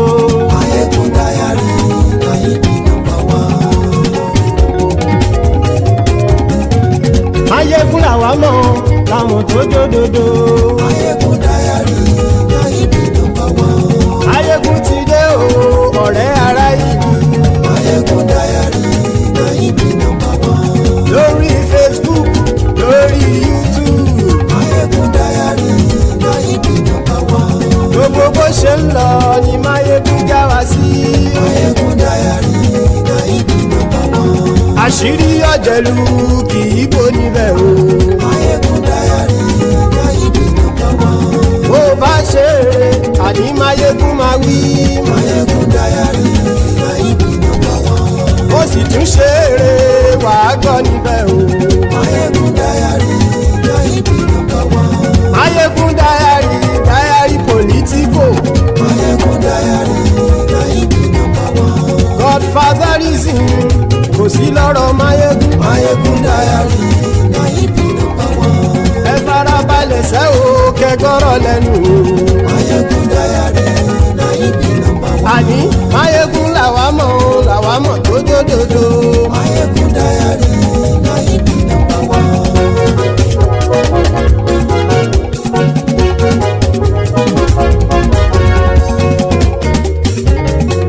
Àní ẹ̀sùn ràkì. Mayegun ti dé. Mayegun ti dé. Ọ̀jẹ̀lú ẹ̀sùn ràkì. Mayegun ti dé. Àní ẹ̀sùn ràkì. Mayegun ti dé. Lórí Facebook. Mayegun ti dé. Àní ẹ̀sùn ràkì. Mayegun ti dé. Lórí YouTube. Mayegun ti dé. Àní ẹ̀sùn ràkì. Mayegun ti dé. Bọ́ bàbá gbé wúrẹ́. Mayegun máa wí. Àní ẹ̀sùn ràkì. Mayegun ti dé. Ijó ìgbádìyẹ. Mayegun máa wí. Àní ẹ̀sùn ràkì. Mayegun ti dé. Pẹ̀sìdó bá rúfin o. Mayegun máa wí. Àní ẹ̀sùn ràkì. Mayegun ti dé. Kí gómìnà kówó jẹ. Mayegun máa wí. Àní ẹ̀sùn ràkì. Mayegun ti dé. Ọlọ́pàá ti ń darí bá. Mayegun máa wí. Àní ẹ̀sùn ràkì. Mayegun ti dé. Aṣòfin ti ń rúfin o. Mayegun máa wí. Àní ẹ̀sùn ràkì. Mayegun ti dé. Òpùrọ́ olóṣèlú. Mayegun máa wí. Àní ẹ̀sùn ràkì. Mayegun ti dé. Ọ̀jẹ̀lú ẹ̀sùn ràkì. Mayegun ti dé. Àní ẹ̀sùn ràkì. Mayegun ti dé.